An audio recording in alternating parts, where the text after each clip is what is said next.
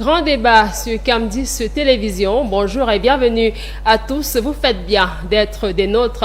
Nous sommes le dimanche 15 juin 2025 et comme chaque dimanche, ils sont là. Ces invités, non de masse mais de qualité, qui nous font confiance pour discuter sur ces questions essentielles pour les Camerounais que vous êtes, les Camerounais que nous sommes. Un seul objectif, faire grandir la nation camerounaise, unie et indivisible. Aujourd'hui encore des thématiques assez importantes, ô combien intéressantes, qui vous invitent à mener les débats d'où vous nous regardez ce dimanche. Nous parlerons en guise de mise en bouche des discours haineux qui font carrément de la résistance sur la toile, l'urgence d'endiguer, d'éradiquer le phénomène. On parlera également politique présidentielle 2025 dans les starting blocks entre liberté et libertinage sur la scène politique. Ils toucheront un mot à propos.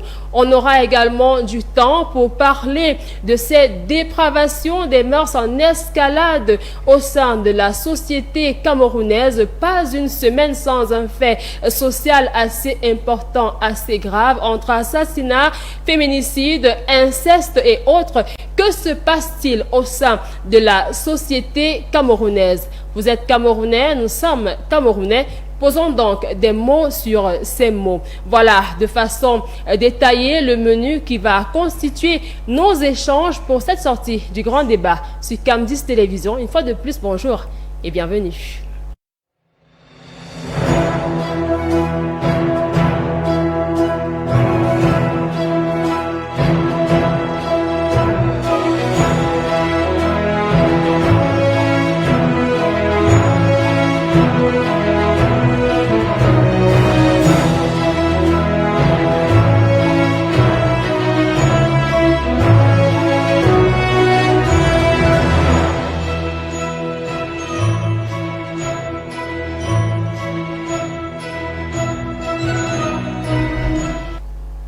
Le débat sur Cam10 Télévision, permettez-moi donc de vous présenter ces visages-là qui répondent présent à l'invitation pour contribuer à l'émergence de la nation camerounaise. Jean-Baptiste Anvouna à Temengue, vous représentez ici le Rassemblement démocratique du peuple camerounais. Vous êtes également maire de la commune de Ngoumou. Bonjour et bienvenue au grand débat.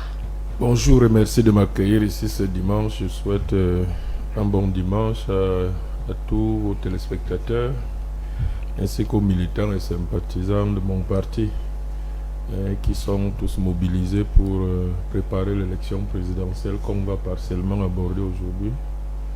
Donc merci de m'accueillir ici ce dimanche. À votre suite, on va dire bonjour et bienvenue à Jean de Dieu Haïssi, enseignant et journaliste. Madame, bonjour. Mes sincères gratitudes pour cette autre invitation. Je vais profiter de l'opportunité pour saluer avec déférence votre hiérarchie, notamment le président, directeur général et tous ceux qui sont en service ici. Votre média s'est imposé et présente les allures d'une émergence. Je vous en félicite et je salue également les co-panélistes. On va également dire bonjour et bienvenue sur le plateau du grand débat à Lionel Kougaba qui nous vient du Social Democratic Front. Bonjour Muriel et bonjour à mes co-panélistes, bonjour aux millions de téléspectateurs de Cam10 TV. Bonjour à tous ceux qui savourent le grand débat au quotidien chaque semaine et chaque dimanche.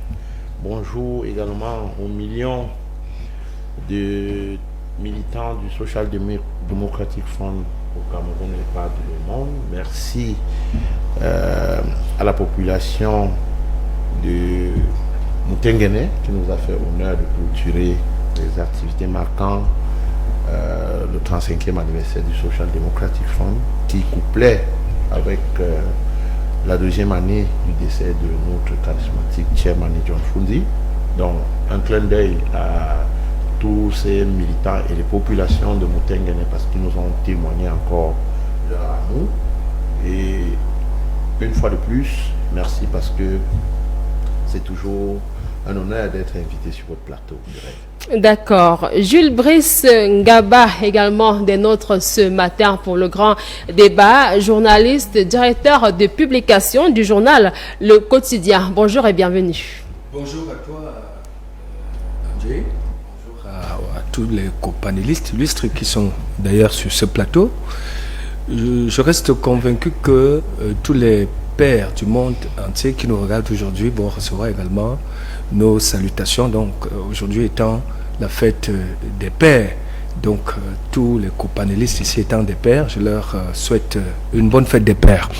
Je dis également bonjour à toutes les populations de la région de l'Est qui sont dans une nouvelle dynamique, parlant du parti politique du maire Atemungo. J'étais à Bomban hier, couvrir une importante cérémonie, notamment la clôture de la tournée du délégué permanent régional du comité central du RDPC pour la région de l'Est, qui sonne donc la cloche du rassemblement dans cette partie du pays. Le ministre Joseph Lé, à qui j'adresse donc mes sincères salutations et félicitations, de quelqu'un qui a assisté à un événement mobilisateur.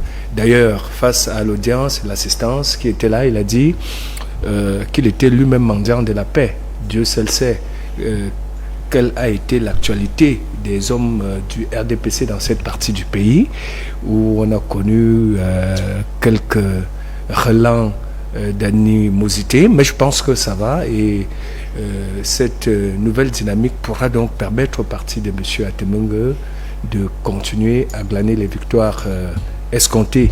J'en profite pour dire également bonjour à titre exceptionnel à mon voisin du PCN. Vous savez, les bureaux du journal au quotidien sont à l'immeuble Baïga Center, donc où se trouve le siège également du PCN. Évidemment. Voilà. Voilà, vous l'avez dit, ce n'est pas un secret. Le Parti camerounais pour la réconciliation nationale est des nôtres ce dimanche matin à travers son secrétaire général adjoint Aristide Eko. Bonjour et bienvenue au grand débat. Bonjour à tous ces aînés. Je partage le plateau ce matin avec des aînés. Et je ne savais pas que mon voisin était si bon parleur. Je sais seulement qui s'est écrit. Voilà, donc merci à lui d'avoir rappelé la fête des pères. Bonne fête à tous les pères du monde entier qui nous regardent. Bonne fête également à tous les pères du PCRN également. Vous savez, le PCRN aujourd'hui se prépare pour l'élection présidentielle de 2025. Et nous avons connu beaucoup de difficultés il y a 2 ans, entre persécutions, entre autres. Et moi également, j'aimerais avoir une pensée pour ma maman. Elle aurait eu 62 ans hier. Elle est partie l'année passée. Et moi, je suis père aujourd'hui, donc je pense beaucoup à elle. Je n'ai pas encore fait le deuil vraiment. Donc chaque fois qu'on parle des pères, je pense à ma mère. Donc bonjour à tous et j'espère qu'on aura une très bonne émission. Voilà, c'est notre souhait et recevez déjà nos mots de compassion de la part de toute la dynamique équipe du grand débat et toute la famille de Cam10 Télévision. Voilà qui est dit. On va donc pouvoir lancer les hostilités quant à ce qui nous rassemble ici ce matin, si vous en avez convenance. Nous parlons premièrement en guise de mise en bouche de ces discours de haine. Nous ne ferons pas la politique de l'autruche, on le remarque sur la toile. Ils pullulent, ils font carrément de la résistance malgré les méthodes, les stratégies mises sur pied pour les endiguer. Votre regard, monsieur le maire? Vous savez, pardon, je sors d'un petit rhume. En démocratie, normalement, c'est la tolérance qui doit prévaloir, donc l'acceptation d'une diversité d'opinions. Malheureusement, la démocratie fait naître aussi pas mal de passions, et notre jeune démocratie à notre niveau et cultive encore les passions vraiment primaires. C'est pas de l'idéologie. Vous savez très bien ce qui motive les gens dans ces propos haineux. Nous n'arrivons pas à parvenir encore à l'assimilation républicaine. Donc les discours haineux ont toujours un soubassement de tribalisme et bon, On peut dire tantôt que c'est normal parce que c'est un processus long et lent. Mais en même temps, nous sommes une jeune démocratie, donc il faut veiller à ce que ça ne dérape pas à tout moment et qu'on ne fasse pas marche arrière, que les progrès qu'on a déjà réalisés jusqu'ici soient irréversibles. Mais c'est préoccupant parce qu'évidemment, le lien avec les entrepreneurs politiques est vite fait, puisqu'à chaque veille d'une grande échéance électorale, on voit très bien qu'ils en font de la ressource tribale une ressource primordiale pour certains. Et donc c'est un souci. Il faut cultiver, c'est l'école, c'est à l'école républicaine qu'il faut progressivement cultiver la morale républicaine, et celle qui élève les gens et qui les met au-dessus des considérations primaires et primitives. Je sais que ça prend du temps parce que même dans les vieilles démocraties, il y a toujours une minorité qui tend même par moment, selon certaines conjonctures, à prendre l'ampleur. Vous voyez l'ampleur que prennent les extrêmes droites en Europe actuellement. Ce sont des passions qui reviennent en fonction des conjonctures et surtout lorsqu'il y a un certain nombre de soucis que les hommes politiques n'arrivent pas à régler. Je crois que quand un pays est suffisamment en marche, en mouvement aussi, avec l'aide des hommes politiques patriotes, parce qu'un homme politique qui use de son appartenance tribale n'est pas patriote, c'est un opportuniste et égocentrique même, j'allais dire, parce qu'en réalité, il ne pense pas à l'État, à la République. Parce que quand on pense à la République, on s'éloigne de toute tentation tribaliste. Et donc, je crois que c'est ça. La loi réprime déjà ça. Donc, il faut aussi que la loi sévisse quand il y a des preuves et des individus bien ciblés qui tendent à désunir la nation. Je crois qu'il faut que la loi soit sévère. Mais à long terme, c'est l'éducation. Et on va également chercher des solutions puisque nous sommes Camerounais. La question qui nous interpelle, Jean de Dieu a ici des discours avec des déclinaisons bien suivies par la plupart d'entre nous. On parle ici de stigmatisation, xénophobie, incitation à la violence. Comment comprendre? Tout cela en tenant le chapitre de la violence verbale. Et la violence ici, parce que je suis d'accord avec Machiavel, qui enseignait que ce n'est pas la violence qui restaure qu'il faut condamner. Il faut condamner la violence qui ruine. Pour cela, puisque vous évoquez les solutions, il faut examiner les modalités de violence de notre société, aller au-delà de la lecture politique et observer que quand on dit que ce pays est sous-développé, ce n'est pas au niveau de la comptabilité des immeubles. Il faut aller sur des indicateurs anthropologiques. L'indicateur anthropologique qui traduit le petit pays, le petit peuple, c'est la qualité de l'élite. Si vous avez une élite très diminuée, mal formée, vous n'avez pas de modèle. Vous n'avez pas, si vous naissez dans une famille, le père est bandit, le père dérange, il est alcoolique, vous n'avez pas de modèle. Donc pour qu'une société ait des indicateurs anthropologiques d'émergence, de développement, il faut la qualité de l'élite.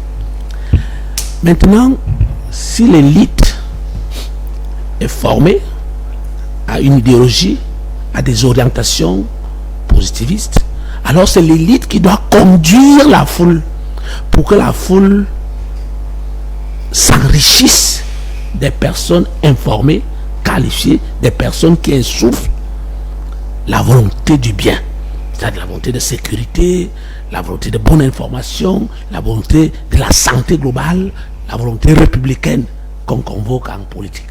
Donc, le petit pays est surpris par les instruments de la science et de la technologie.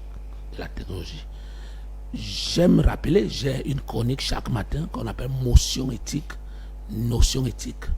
J'aime rappeler que Internet que vous présentez ce matin est une invention de l'armée américaine qu'on appelle Pentagone. Et cette arme peut déstabiliser dans des petits pays. Si vous allez en Chine, il y a la réforme, il y a des censures technologiques. C'est-à-dire vous écrivez et tout de suite vous êtes rattrapé par la censure. Mais chez nous, nous sommes surpris par la brutalité d'Internet. Tous ceux qui n'avaient pas la parole ont trouvé la tribune d'expression. Tous ceux qui ont incarné les frustrations, des injustices, des violences vont pleurer là-bas. Et ça fait que Internet devient un fourre-tout. Et il est devenu trop facile. Parce qu'avec nos téléphones, vous portez Internet. Et c'est partout. Ça fait que tout le monde parle là-bas. Et ce qui est lamentable, le maire a parlé de l'éducation. Même les mamans qui sont supposées, susceptibles d'éduquer nos enfants, sont à Facebook. Vous allez en Corée du Nord, on n'utilise pas Facebook, qui a toute la racaille, toute la poubelle en termes de réflexion. Donc il faudrait que notre élite, que nos gouvernants s'inclinent sérieusement sur l'utilisation des outils de la technologie en général et précisément l'Internet qui est le voile de domination internationale. Parce que quand les hauts officiers américains mettent en place Internet, c'est pour dominer le monde entier, être au-dessus du satellite russe qui a été mis en place en 1973, appelé Sputnik.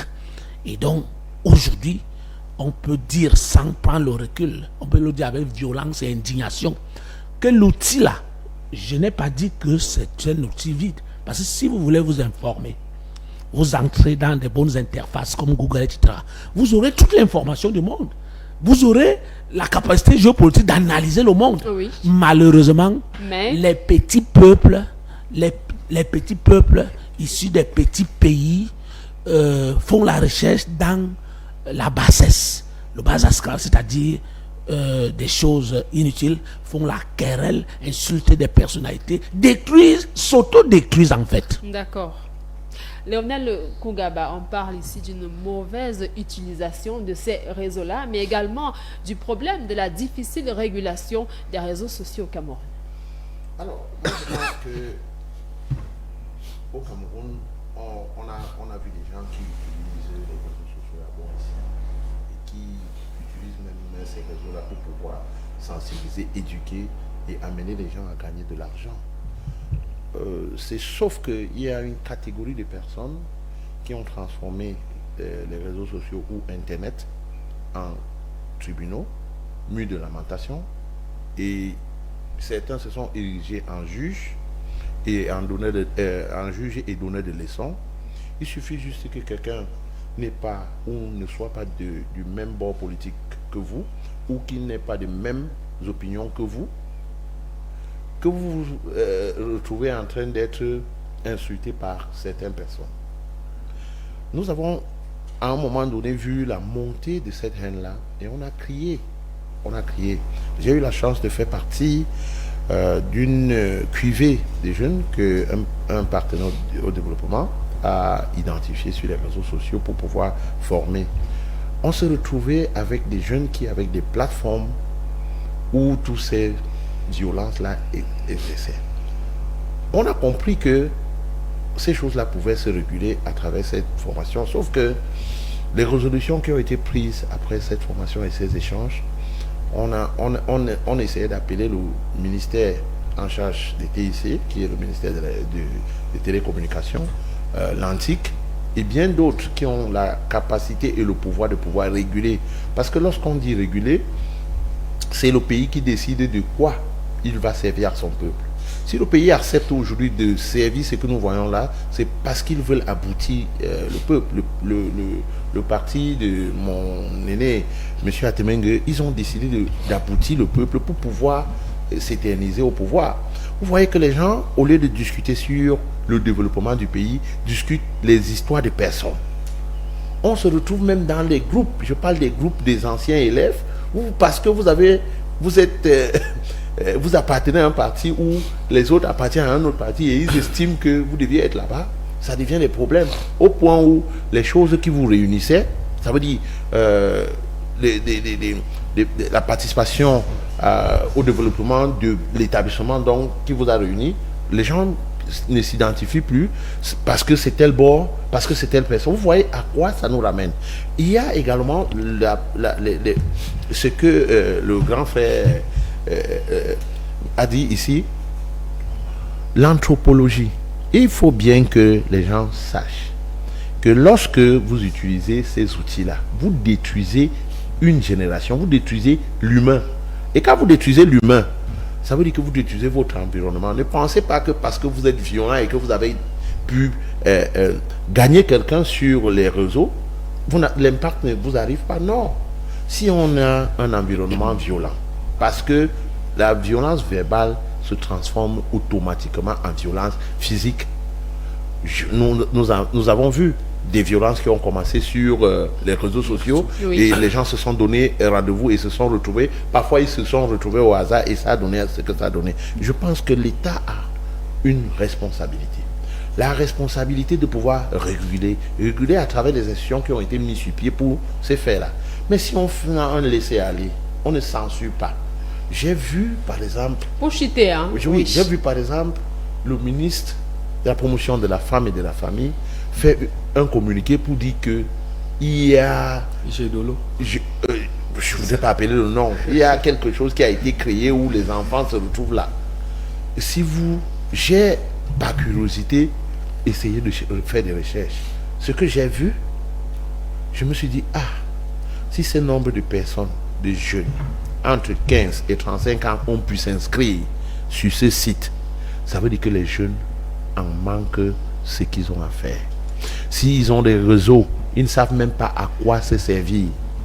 Ça veut dire que c'est un problème. Très inquiétant, mais on rappelle quand même le gouvernement qui prend ce problème à bras le corps. Nous avons ce festival de la citoyenneté numérique sur toute l'étendue du territoire national qui a été lancé par le ministère des Postes et des Télécommunications. Cela ira jusqu'au 25 juillet 2025. Question de sensibiliser les populations quant au mauvais usage de ces réseaux sociaux et surtout la prolifération des discours haineux. Gilles Brice Ngaba, votre lecture de ces discours-là qui sont récurrents à travers la société, sur la toile, mais également toucher un peu le mot patriotisme. Très bien, je fais mien les propos de mes trois prédécesseurs sur le plateau. Chacun a pris un pan important de ce qui nous mobilise sur le plateau. Vous allez voir, concernant, vous m'avez présenté comme journaliste et directeur de publication, vous allez voir, il y a une semaine, je crois, j'ai publié 2 tribunes pour dénoncer les faux journaux, par exemple, qui prolifèrent au niveau de la toile. Oui. La réglementation au Cameroun indique clairement que la première étape, c'est la déclaration. Vous obtenez un récépissé au niveau du préfet et puis vous allez au ministère de la Communication pour l'enregistrement au fichier national de la communication avant maintenant d'aller aux impôts et faire tout ce qu'il y a à faire de ce côté. Mais qu'est-ce qu'on constate ? On constate que du jour au lendemain, M. Atemong a peut-être, c'est un exemple, hein, c'est pas lui. Oui. Il a, donc, M. Atemong a peut-être des problèmes avec Madame Abenaondoa. C'est un exemple. C'est un exemple. Et puis voir Tantampion Z pour lancer une histoire au niveau de la toile. Un infographe monte et puis on bombarde la une avec des éléments qui indiquent, qui promeuvent la haine en question dans son affiche, parce que moi j'appelle ça des informations avérées. Oui. Des informations avérées ou pas se retrouvent comme ça, et puis on ne sait pas qui l'a fait, puisque c'est pas une structure légale. C'est Monsieur Tout le Monde, je crois, c'est le prof qui l'a dit ici sur le plateau. Monsieur Tout le Monde se retrouve là. Quelqu'un qui ne pouvait même pas vous adresser la parole, même vous dire bonjour, peut maintenant prendre le téléphone, vous insulter. On vit ça au quotidien. Ils vous insultent copieusement et bien, et puis d'autres personnes balancent. Ils appellent ça partage. Partage donc ce qui a été fait à votre rencontre. Ça, c'est le premier volet. Maintenant, il y a un autre problème, puisque M. Kougaba a évoqué la responsabilité des pouvoirs publics quelque part. Oui, nous avons quelque chose qui a failli embraser le pays il y a 5 ans. Il y a eu un mouvement qui est né, 10 millions de nordistes pour je ne sais pas trop quoi, et qui mettait en exergue un problème de fils du septentrion qui n'ont pas accès à la fonction publique via les concours et recrutements qui s'y passent. Et la responsabilité de l'État, selon moi, c'était justement de mettre sur pied cette politique de quota. Politique de quota qui a pratiquement mis de côté l'excellence, le mérite. C'est un enseignant, c'est un encadreur de jeunes, ce sont des responsables de partis politiques qui savent que seul le mérite promeut l'assise sociétale. Si vous ne méritez pas, bon, on dit parce que vous êtes des Marois, vous avez 8 de moyenne, et on fait échouer celui qui est des Bolova, qui a eu 17 de moyenne au nom de ce qui a l'équilibre régional. L'équilibre régional. Ça pose un sérieux problème. Ce sont des éléments, il y en a tellement. Autre fait, là, quelqu'un a évoqué l'anthropologie. Muriel, il y a un phénomène, je ne sais pas pourquoi vous refusez de percer l'abcès. Il y a un phénomène, les politiciens ici sur le plateau pourront peut-être mieux expliquer cela que moi. Moi, je parle juste en tant que journaliste et observé le phénomène en question. C'est qu'il y a certaines parties du pays, vraiment, pour éviter la stigmatisation, je ne veux pas les citer, où un ressortissant de X régions du pays ne peut pas être maire, ne peut pas être député là-bas, parce qu'on va vous dire pour qu'on te mette même sur la liste d'un parti politique, il faudrait que ce soit le chef ou que ce soit, je ne sais pas moi, quelle élite qui puisse le faire. C'est un problème très important qui envenime la situation que nous décrions aujourd'hui. On parle de discours de haine. C'est entre autres éléments, bon, pas éléments, facteurs qui promeuvent cela. Lorsqu'on va arriver à promouvoir chacun en tant que nous sommes dans sa région d'origine, la République telle que l'évoquait M. le maire Anvouna Atemungue ici présent, nous allons éviter de dire que pour être maire en Ngoumou chez lui, il faut automatiquement être originaire de Ngoumou. Moi je suis de la Léki, je suis Manguissa. J'appartiens à deux arrondissements de la Léki et ça et Bebda, de pas maman et pas mon papa. Je suis libre d'être maire à Yaoundé 4. Mais davantage maire à Bafoussam premier ou Bafoussam deuxième. Bon, lorsque je l'ai dit, c'est le Cameroun. Lorsque je l'ai dit, vous comprenez ce que je veux dire. Alors, pour sortir, dites-nous quand même, est-ce que ce type de comportements sont des comportements antipatriotiques? Si. Et là, vraiment, je n'aime pas le faire. Je vais indexer à la fois les politiciens ici présents, parce que lorsqu'ils organisent leur meeting, chacun promeut l'élite du coin, chacun voudrait que le jeune du coin soit atteint les cimes de l'administration publique ou de, je ne sais pas, de la société. On ne tient pas compte justement de cette République qui doit rester debout en tout temps et en tout lieu. D'accord. Aristide Eko, les discours haineux, oui, nous savons, ils pilulent sur la toile. On parle d'une responsabilité de l'État, on parle de manque de patriotisme. On interpelle ici la responsabilité individuelle. Aristide Eko. Voilà. D'accord, je vais y arriver.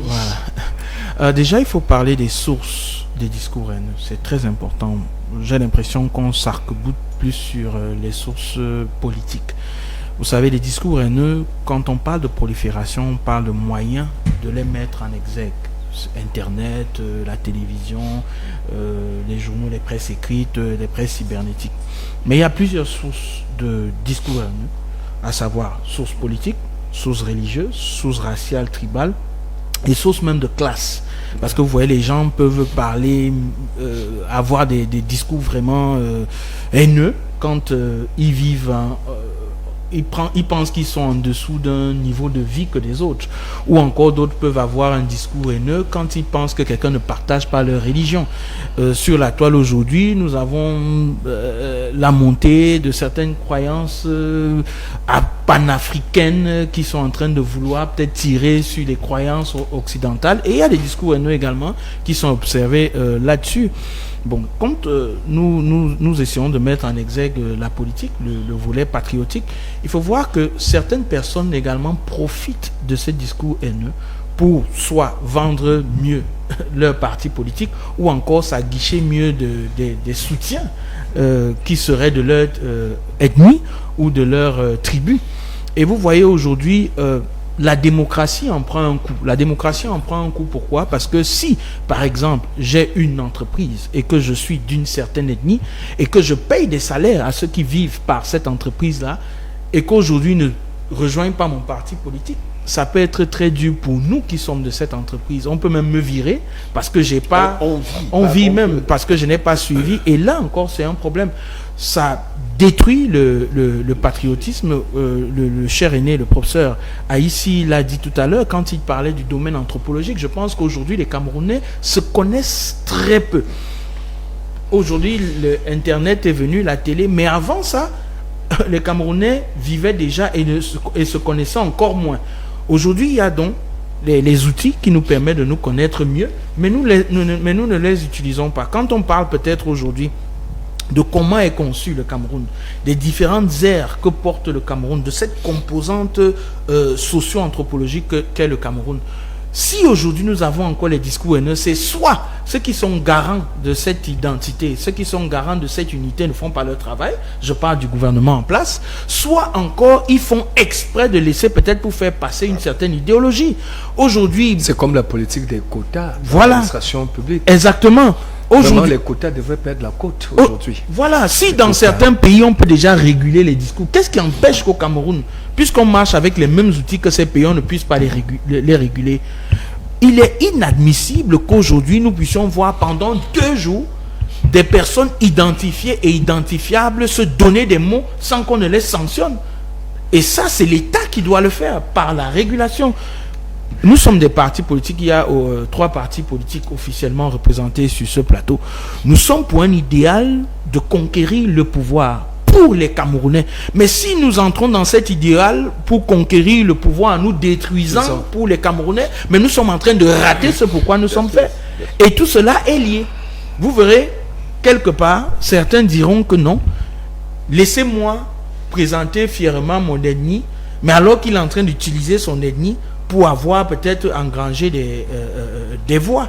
C'est normal que si quelqu'un est candidat, c'est d'abord les siens qui l'accompagnent. Mais si vous utilisez ça à des fins de vouloir appâter, voilà, ce serait très mauvais. Donc moi, je pense que ces différentes sources doivent être revues. Pas seulement la source politique, mais la source religieuse qui est très importante. Peut-être vous n'avez pas attention là-dessus. Vous remarquerez qu'il y a aussi des insultes, des injures.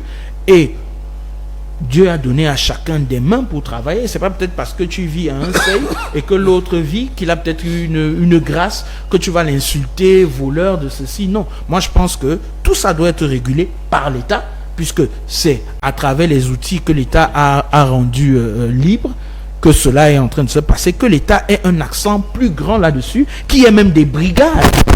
Et si ces brigades ne fonctionnent pas, voilà. Ah oui, Jean de Dieu a ici. Disons que à la suite de l'analyse très pertinente d'Aristide, je voudrais qu'on ne fasse pas de confusion lorsqu'on ira identifier qu'est-ce qui est discours haineux, qu'est-ce qui ne l'est pas. Aristide est parti faire allusion au panafricanisme. Le panafricanisme n'est pas discours haineux, même s'il est permis à certains d'avoir la liberté de ton. Le panafricanisme est humanisme. Le panafricanisme est debout contre l'impérialisme. Le panafricanisme est revendication de l'identité, de la dignité de nos peuples qui ont été balkanisés, qui ont été imbécilisés. Le panafricanisme est une quête de libération et de développement humain. C'est-à-dire que le panafricanisme dit que mon pays n'est pas né il y a 60 ans. Mon pays, mes peuples existent depuis des millénaires parce que c'était constitué en empire. Empire du Congo pour l'Afrique centrale, empire du Ghana, empire du Mali. Mais les gens sont arrivés pour les quêtes de leur émancipation, de leur prépondérance, de leur hégémonie, ont décidé en 1884-1885 de nous balkaniser. Alors que jadis, les mêmes peuples ont été déportés et soumis en esclavage. Aujourd'hui, le panafricanisme apparaît comme le discours sincère qui nous interdit d'accepter une autre forme de domination. Donc, dans les discours haineux, dire que cette bouteille, un Dieu me l'a donnée, elle est la mienne, vous devez la respecter, ce n'est pas haineux. Donc, je précisais ici qu'au moment d'identifier, mais si quelqu'un prononce un discours allant vers le sens du racisme, parce que le panafricanisme n'est pas racisme, n'est pas la barbarie contre ceux qui nous ont dominés hier. Au contraire, le panafricanisme est un humanisme, mais un humanisme qui promeut l'émancipation, l'enrichissement, l'émergence et le bonheur de tous les hommes. Ah d'accord, nous allons avoir un dernier tour de table sur la question. On va trouver des solutions, on va tenter de les trouver, mais rappelons quand même ce que dit la loi, parce que ces discours haineux-là sont très souvent à tendance tribale. Le code pénal en vigueur au Cameroun, en son article 241 sur outrage à la tribu ou à l'ethnie, alinéa 1, est puni d'un emprisonnement de 1 à 2 ans et d'une amende de 300 000 à 3 millions de francs CFA, celui qui, par quelque moyen que ce soit, tient des discours de haine ou procède à des incitations à la violence contre des personnes en raison de leur appartenance tribale ou ethnique.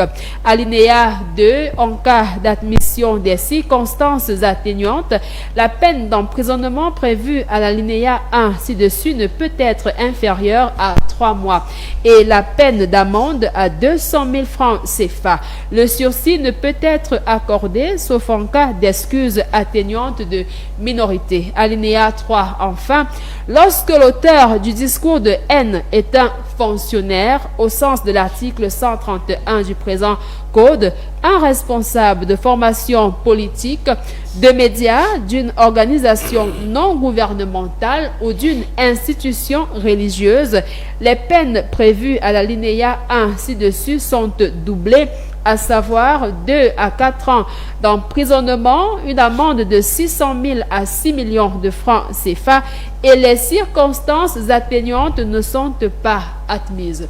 On parlait tout à l'heure, monsieur le maire, de la loi, qu'il faut aller à la répression. La loi, elle est là, mais qu'est-ce qui manque? Alors, on a évoqué 2 sources principalement. Là où vous êtes au niveau de ceux qui utilisent des dénigrements ou des approches purement tribales. Et la loi, elle peut être appliquée lorsque la personne est identifiée et qu'il y a des preuves. Mais la loi ne peut pas s'appliquer facilement lorsque la source provient des injustices sociales. On a beaucoup évoqué ça ici. Et là aussi, et c'est pour ça que moi je disais que la responsabilité des hommes politiques, c'est effectivement de mettre le pays en marche en faisant garder le maximum d'espoir au maximum des populations, parce que si une grande majorité est marginalisée socialement, évidemment, je ne sais pas quelle loi va faire en sorte que ceux qui se sentent mis à l'écart de la société, victimes des injustices, on a parlé de l'absence de méritocratie ici, lorsqu'une grande majorité des jeunes estiment qu'il n'y a plus de méritocratie dans la société, ont ce sentiment, il faut le prouver, mais si ce sentiment est bel et bien omniprésent partout, je ne sais pas quelle loi va empêcher que ces gens ne se rebellent en quelque sorte dans les réseaux sociaux. Donc c'est pour ça qu'il est très important que les dispositions soient prises et que les responsabilités soient assumées pour que on renvoie le sentiment de méritocratie et de chances égales à tous les jeunes. Je crois que c'est très important dans notre société d'aujourd'hui et d'éviter tout conservatisme, toute reproduction sociale injuste, tout ce qui laisse croire à la majorité des jeunes que, quels que soient les efforts qu'ils pourraient faire, ils n'ont aucune chance. Là, vous n'allez pas appliquer la loi pour régler ces problèmes. Alors, même quand il y a une forte croissance économique, la note n'est pas suffisante aujourd'hui pour répartir, ça c'est évident, il faut se donner les moyens de la fortifier, notre croissance économique, mais même quand elle est forte, la croissance économique, une minorité peut avoir l'impression de ne pas récolter les fruits de cette forte croissance économique, et là aussi vous allez, c'est pour ça que l'État doit avoir un regard de bon père de famille pour que tout le monde ait le maximum de ce qu'il mérite. Et vraiment le mérite, une société de mérite doit être le fondement. Moi je vous parlais de fête des pères ici aujourd'hui. J'ai perdu mon père à l'âge de 13 ans, ma mère était ménagère, mon père était instituteur de l'enseignement catholique déjà, donc il n'avait pas beaucoup de revenus. Donc si je n'avais pas bénéficié d'un État qui se donnait les moyens de donner des chances à tout le monde, je n'aurais jamais fait des études, je ne serais jamais allé étudier en France avec une bourse de l'État. Donc je crois que c'est très important que l'État soit le père, véritablement le père redistributeur des minorités. Mais si la grande majorité des jeunes ont l'impression que l'État est confisqué par une poignée qui ne s'occupe que de leur progéniture, ce n'est pas bon.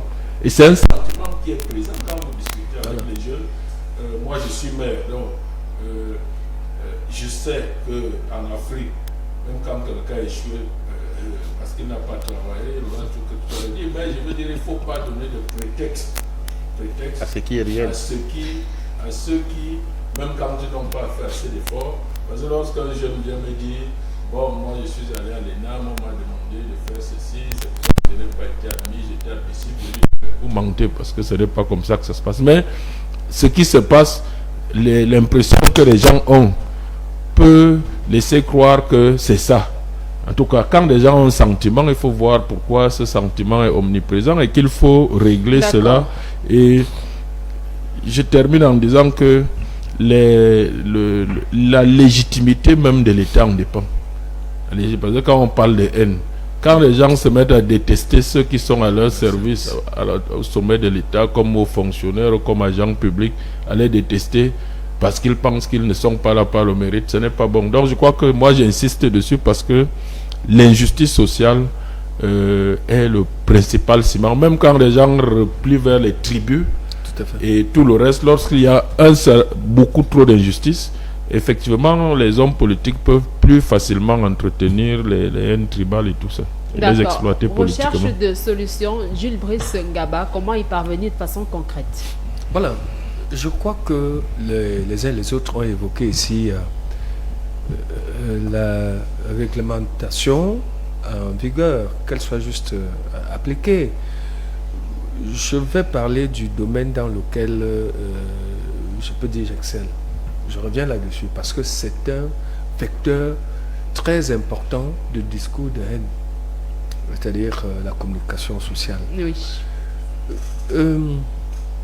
Nous avons le ministère de l'administration territoriale, nous avons le ministère des postes et télécommunications, nous avons le Conseil national de la communication, nous avons l'ANTIC. Et si toutes ces structures se mettent ensemble, d'ailleurs le professeur Aïssi l'a dit sur ce plateau, dans certains pays, comme en Chine, comme Thaïlande, un peu partout, la Corée, il n'y a pas cette facilité à pouvoir diffuser des choses que vous fabriquez pour... Donc, parce que quoi? Les institutions mises sur pied par les pouvoirs, par le pays, régule et bloque certains éléments pouvant détruire la société. Prenez par exemple un cas dans ce domaine. Si les gens qui font tout ça ne sont pas cachés, hein, Angie. C'est-à-dire, vous là, vous envoyez un message qui insulte Kougaba. Si l'antique veut vous repérer, on vous identifie. L'antique vous identifie. Ouais. Mais le sentiment qu'a le bas peuple, c'est que cet antique justement ne s'occupe que des gros dossiers. Hein, elle ne s'occupe pas de ces gars qui se retrouvent dans la basse classe de la société et qui polluent l'environnement fonctionnel. Je vais vous le dire.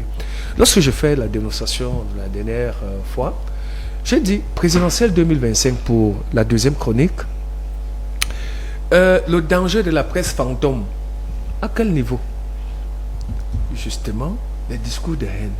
Il y a des hommes politiques qui n'ont pas une certaine assise populaire et qui vont profiter donc de cette brèche ouverte. Récupération politique. Au niveau des réseaux sociaux, puisque nous en parlons, et qui vont se saisir de cela pour insulter telle personnalité qui appartient à tel parti politique. Mais parce qu'on n'identifie pas le bonhomme, il va dire quelque chose. Le bas peuple, quelqu'un a dit tout à l'heure que tout le monde est sur Facebook, tout le monde est sur WhatsApp. Quelqu'un va prendre cette information et va la considérer comme telle et puis poser des actes indélicats dans la société qui seront des faits irréversibles et que nous allons regretter par la suite. Donc, que le ministère de l'administration territoriale, parlant de mon secteur, oui, que le ministère de l'administration territoriale, que le ministère de la communication, que le ministère des postes et télécommunications et que l'antique fasse leur travail. Voilà l'élection présidentielle, nous allons aborder ce volet tout à l'heure. Si vous ne faites pas ce boulot, ce pays peut sombrer dans le chaos parce que des gens vont manipuler les autres par ces canaux illégaux et pourront donc déstabiliser la société. Ce qu'on ne souhaite pas d'ailleurs. Lionel Kougaba, recherche de solutions. Moi, je pense que les uns et les autres ont déjà proposé des solutions adéquates pour cela et tout ce qu'il faut faire, c'est d'accentuer sur la réglementation en vigueur. Je pense que l'État a manqué à son devoir et c'est pour ça qu'il y a cette prolifération. L'État a manqué à son devoir en n'est pas identifiant parce que quand on parle même d'identifier la majorité administrative à gauche, justement, quand on parle même d'identifier la majorité de ceux qui font ces histoires sont connus physiquement. Je me rappelle qu'en 2018, à un moment donné, on était obligé de saisir Facebook pour, comment je vais dire ça, annuler les plateformes sur Facebook. Il y avait je me rappelle d'un seul, le Cameroun, c'est le Cameroun, si vous vous souvenez bien. Il y avait plusieurs, mais Facebook l'a fait. Et c'est parce que l'État a usé des moyens qu'il avait. Je pense que jusqu'ici, certaines personnes, surtout les politiques, utilisent la vulnérabilité des populations pour pouvoir atteindre ces personnes. Et ça les aide. Lorsque ça les aide, et en retour, ils n'ont pas de résultats, ils sont frustrés. Ils sont frustrés. Parce que vous venez, vous dites, on ne vous a pas donné les NAM parce que vous êtes du Nord. Adhérez à 10 millions de nordistes, vous aurez les NAM. Les gens ont adhéré, mais ils n'ont pas eu. Certains ont dit, vraiment, comme nous venons de commencer la politique en 2013. Mais monsieur Kougaba, ce que vous dites, j'ai un de mes petits frères, il est de publication aussi, et il travaille au ministère de la Recherche scientifique et de l'innovation, je ne vais pas donner son nom, qui, il y a une dizaine d'années, si je ne me trompe, avait été frustré. Il y a eu l'ouverture de l'école normale supérieure de Maroua. Et vraiment, il allait déposer son dossier comme tout le monde, aspirant à cette école-là.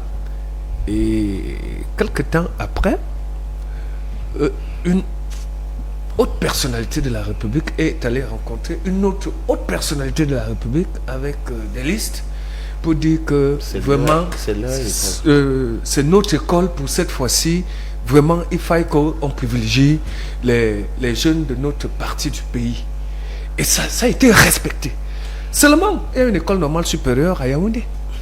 qui, elle, reçoit tout le monde. Il y a des écoles, des grandes écoles à Douala, un peu partout dans le pays, qui reçoivent tout le monde. Les partis de ces pays ont également une élite qui pouvait se mobiliser. Donc je dis, évitons, et M. Amvouna l'a dit, pensons à la République. Et penser à la République veut dire le mérite. Si, pour recruter par exemple à la CNPS, quelques secondes pour avancer. À la CNPS ou une autre grande structure, SNH. J'ai suivi une chronique du professeur un jour. Il dit, mais comment on fait pour entrer à la SNH? Comment on fait pour être recruté comme dans quoi, telle structure? comme pour dire... Comme pour dire ce que le maire a évoqué. Il a parlé de la justice, de la méritocratie, de la justice sociale. D'accord, Lionel, vous savez que on va en sortir. Vous savez que ailleurs, il n'y a plus de débat dessus. Oui. Parce que les règles sont connues. Mais c'est vraiment quelque chose qu'il faut mettre sur la table. Il y a une génération qui a fait les premiers quotas à l'époque avec inégalité, même au niveau des conditions d'accès. Vous savez, à l'ENAM, on entrait, pour certains, pouvoir entrer avec la licence, d'autres avec moins, parce qu'on estimait qu'il n'y avait pas encore de scolarisation. À la fin des années 70, un haut fonctionnaire qui me l'a raconté, chez qui j'ai fait le lycée, à Lingateba Innocence, qui sont assez anciens dans l'administration locale. C'est lui qui a porté ce dossier auprès du président Amadou Ahidjo, une autre. Et le président Amadou Ahidjo, à l'époque, avait convoqué le ministre de la fonction publique pour lui dire qu'est-ce que tu en penses, parce qu'il y a eu un lobbying pour dire, mais ce monsieur veut dire que même vous êtes chef de l'État, vous n'avez jamais été à l'université, vous êtes incompétent, vous ne dirigez pas l'État. Hein? Donc, qu'est-ce qu'il y a à dire qu'il faut forcément une licence pour entrer dans la haute fonction publique? Bon, mais après discussion, le président de la République à l'époque avait donné raison à mon oncle et avait harmonisé les conditions. Et je crois qu'il me racontait, ça devait dans les années 79. Et aujourd'hui, nous en sommes à un stade où il faut se poser la question. Ce n'est pas normal qu'il y ait des listes encore pour entrer à une école normale, à une école qui donne accès à la haute fonction. Ce n'est même pas normal qu'il y ait encore l'équilibre régional. Je crois que notre génération doit avancer. C'est ça. Qu'on dise présélection, si tu n'as pas 14, 15 de moyenne au bac, tu n'entres pas à l'école préparatoire qui donne accès. Alors, il n'y aura plus de débat. Si un enfant n'a même pas eu 15 de moyenne au bac, il sait qu'il ne peut même pas avoir accès au concours. Et c'est clair. Et le débat sera que les meilleurs vont aller là où ils doivent être. Et on va aussi, et ça va aussi accroître l'efficacité de l'administration, parce qu'on attend de ces hauts fonctionnaires qu'ils soient compétents, qu'ils soient les meilleurs de nos enfants pour diriger et éclairer le pays. Merci. Donc je pense qu'il faut arrêter les équilibres régionaux. Pour l'instant, on a annulé les délibérations. Les délibérations, ce n'est pas un souci, c'est un autre problème. Le niveau général, et puis il y a un proviseur là-dedans, on ne va pas entrer ce débat. Mais je pense qu'on doit arrêter l'équilibre régional pour l'accès à la fonction publique. Que ce soit les meilleurs. S'ils sont 100 d'une région, ils entrent. Et les jeunes vont maintenant se préparer à ça. Aujourd'hui, vous avez des jeunes qui savent que mon oncle est ministre, que j'ai 10 ou 15 ou 20, je ne vais pas me mettre à l'ENAM, donc il ne fait aucun effort. Or, si les enfants sont préparés, parce que seuls les maires ils vont, tout le monde sera prêt. Et il y aura des bons dans toutes les régions. Il ne faut pas se faire délirer. Et il y a des bons même dans toutes les régions. D'accord, on arrête tout simplement l'équilibre et on lance un concours à toute école de et ça, c'est républicain. Je m'excuse parce que vous êtes un gentleman. Je m'excuse parce que c'est notre société. Alors, si nous avons fustigé déjà l'État qui est responsable, le principal responsable, il faut aussi qu'on se fustige, nous les politiciens. Nous avons une part de responsabilité. Parce que quand vous voyez ce que certains leaders, certains responsables des partis politiques font, que ce soit lors de leurs meetings, sur les réseaux sociaux, avec des communiqués même, les agressions vis-à-vis de ceux qui ne pensent pas comme eux, vous posez la question de savoir si vraiment ils sont prêts pour pouvoir gérer ce pays. Parce que lorsqu'on dit gérer le pays dans un état démocratique comme nous sommes, c'est aussi accepter la contradiction. Tout à fait. Mais si vous pensez que celui qui vous contredit doit être automatiquement éliminé du sphère, ça veut dire qu'il y a un problème. C'est ça. Donc, certains pensent que la politique a commencé en 2013 et que 2018, comme ça n'a pas donné, 2025, ça passe ou ça casse. Non, ce n'est pas le Cameroun. D'accord, Jean de Dia ici. Les solutions. Il faut qu'on reconnaisse ce qui est fait. Lorsque vous arrivez dans une entreprise comme celle-ci, vous trouvez que le manager principal n'a pas de tribu parce qu'il recrute dans toutes les tribus de la République. C'est une solution. Donc ceux qui ont, c'est pour ça que j'ai parlé de la qualité de l'élite. L'élite qui crée un média, qui prend ses moyens pour l'émergence, une partie de l'émergence de ce pays. Parce que le média, c'est l'émergence en termes d'information, la bonne information. Et c'est une contribution inestimable, inégalable en tout cas. Alors, voilà les premières solutions. Les grands managers doivent être l'élite qui perd la notion de tribalité. Parce que je suis Manguissa, comme il a dit lui et moi, sur ce plateau. C'est un hasard en tout cas. Je n'ai pas besoin de savoir qui sont mes employés. La compétence, c'est pour ça qu'on était tous d'accord avec M. le maire. La compétence, la méritocratie, dont on pouvait transmettre nos salutations et nos félicitations à ceux qui organisent la bonne émergence de l'idéologie que nous fondons. Il est parti. Et donc nous tous, les hommes politiques cette fois-là, doivent s'attaquer aux postes de résistance. C'est lorsque j'étais à Boyeur et Brailleur que je constatais que des gens travaillent à la CNPS, des gens travaillent à la SNH, des gens travaillent dans toutes les sociétés publiques et parapubliques au Cameroun. À certains endroits, certains directeurs ne quittent jamais. Alors qu'il y a, comme disait le maire, il y a la norme, le respect de la norme. Et quand les gens travaillent là-bas, moi je n'ai jamais vu une publication un jour, parce que moi aussi, vous avez dit bonne fête des pères. J'ai des vieux enfants biologiques et des vieux enfants spirituels. Je serais aussi heureux de mettre mon enfant quelque part. Il n'y a pas concours, il n'y a pas les critères de sélection, d'admission, mais les gens travaillent là-bas. Il faut la justice sociale. Troisième élément qu'on devrait également convoquer. Nous qui sommes vieux, nous devons quitter et les petits nous remplacent aussi. Les gens refusent d'aller à la retraite. Il faut appliquer la norme. Et quand je le dis, vous voyez, je viens de le dire avec gentillesse et modestie.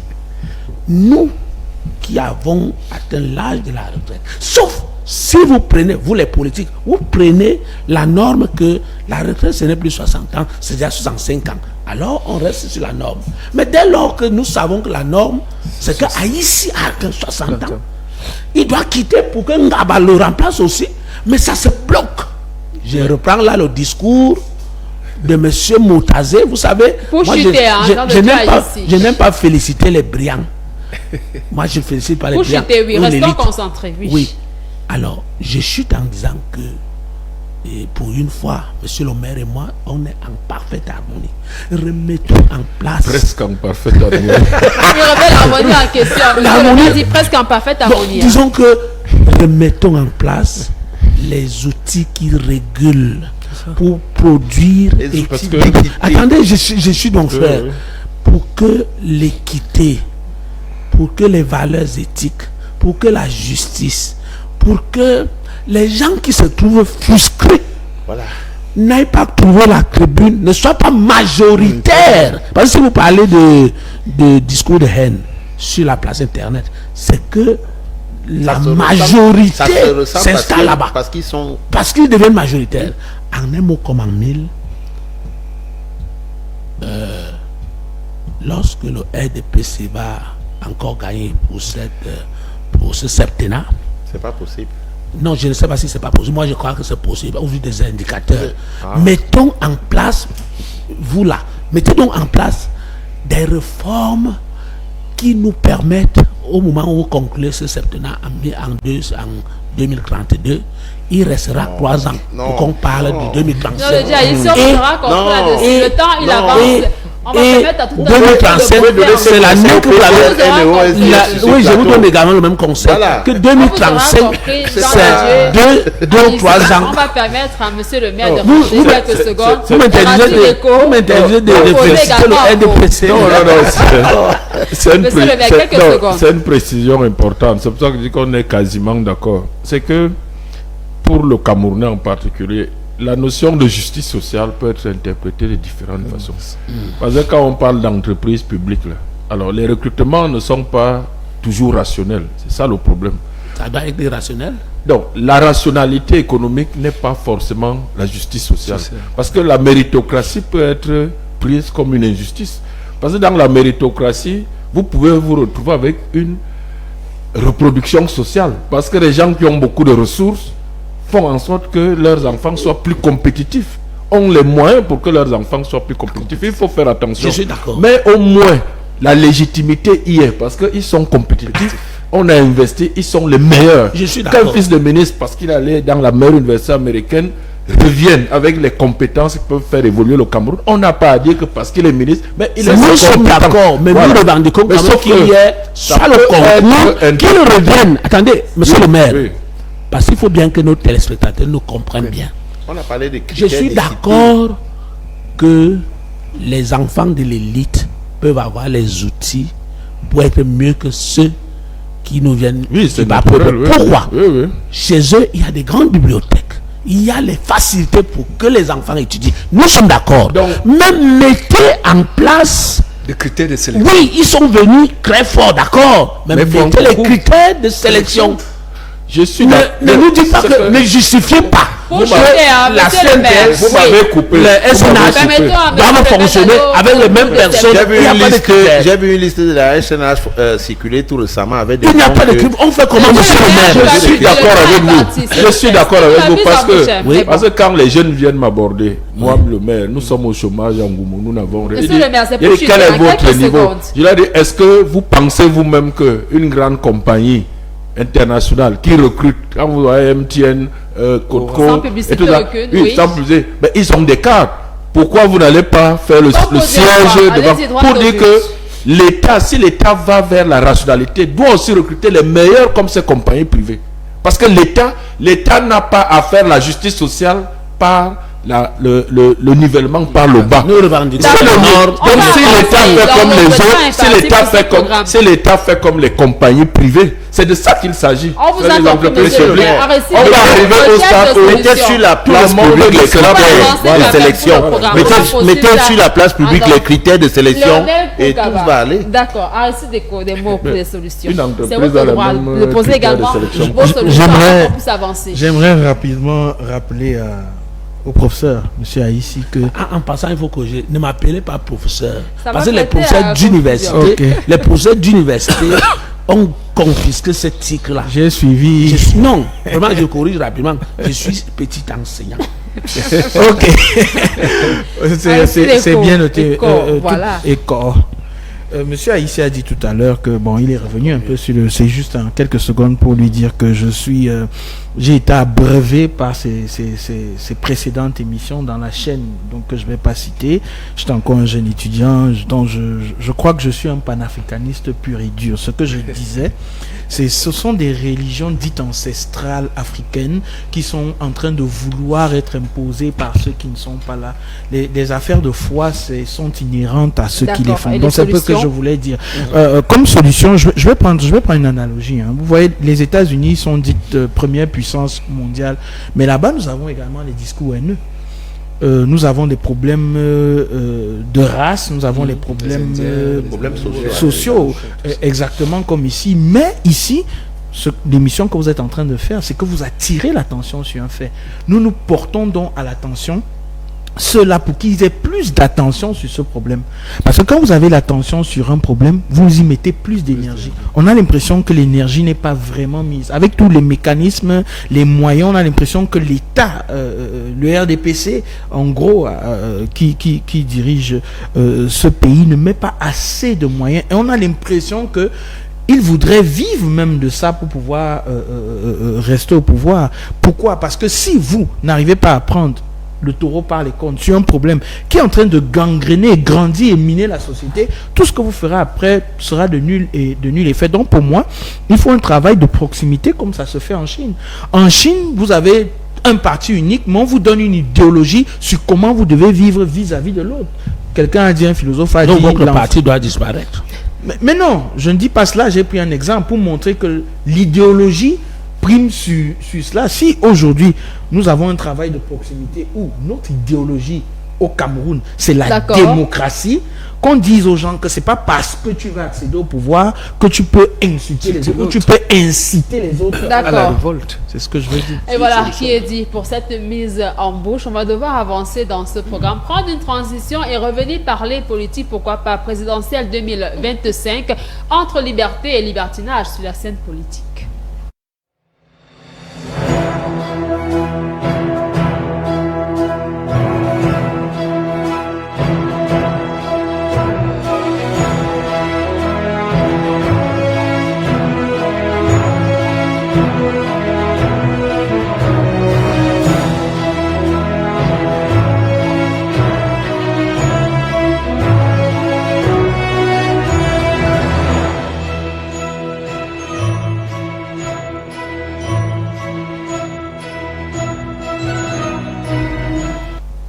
De retour sur ce plateau, si vous nous prenez à l'instant, c'est votre programme Grand Débat sur CAM10 Télévision. Et nous abordons à présent la thématique sur la présidentielle 2025, une lecture de la scène politique à l'entente de cette échéance électorale très importante. Votre schématisation d'abord à chacun d'entre vous, la lecture de la scène politique au Cameroun de nos jours. Jules Brice Ngaba.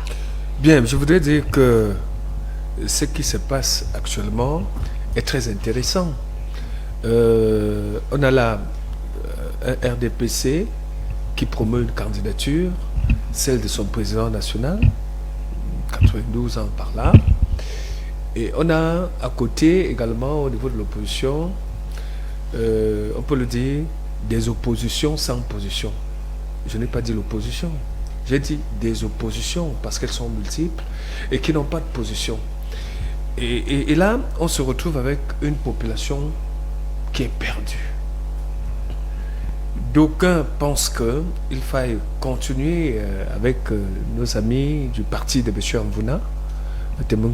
le maire, et responsable politique territorial là-bas. Et d'autres se disent non, il faille qu'il y ait un changement. Mais alors, quelles sont les voies empruntées pour ce changement? La question se pose. Parce qu'à côté, on n'a pas une offre. Bon, vraiment, ça m'engage, hein. Ça n'engage que moi. On n'a pas une offre politique qui puisse convaincre, véritablement. Et même si on a une offre politique qui convainc certains, on n'a pas de leader charismatique. Il parlait du 2e anniversaire du décès d'un leader politique charismatique, John Fundi. Pour nous autres qui avons vu étant un peu plus jeunes, ce qui s'est passé entre 90 et 92, on s'est dit, oh, où sont-ils ces leaders qui faisait vibrer la scène politique nationale? Ce qu'on remarque, et vous comprendrez pourquoi j'ai parlé des oppositions tout à l'heure, on a des partis politiques qui ont des problèmes de leadership.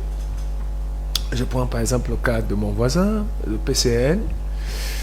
Heureusement qu'il y a un congrès qui s'est tenu et qui a peut-être légitimé un certain nombre de choses.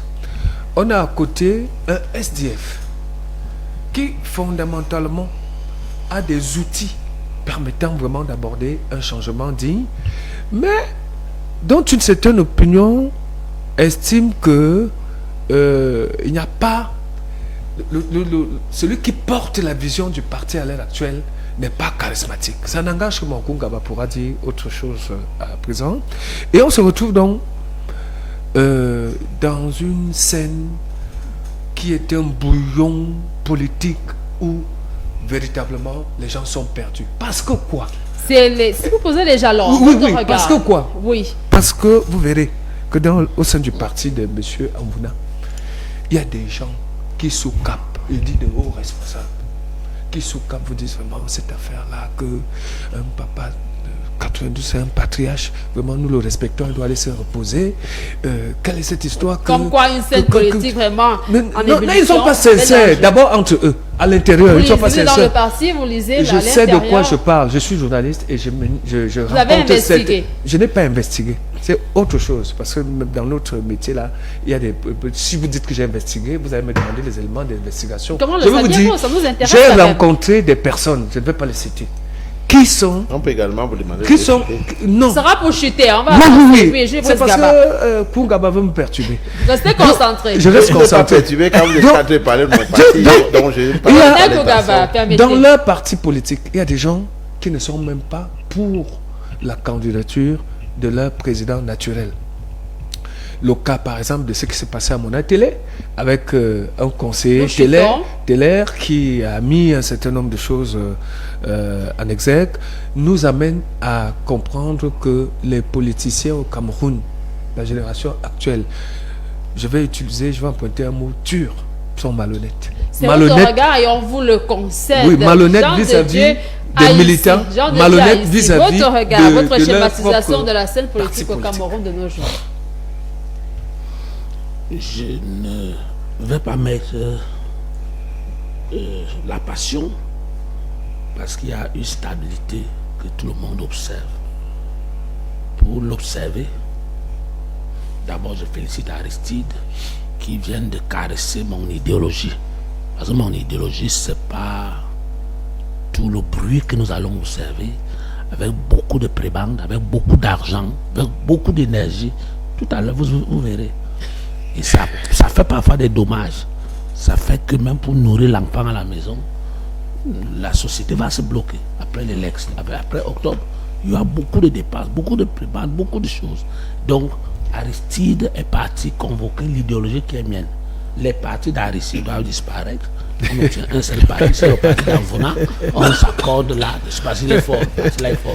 Donc, je suis de l'idéologie qui promeut un parti comme en Chine, il a dit, ou bien comme en Corée du Nord, ou bien comme au Vatican, ou alors, si vous acceptez, mettre en valeur la vraie démocratie, comme nous sommes en train d'aller là, vous l'appliquez comme M. Donald Trump est en train de...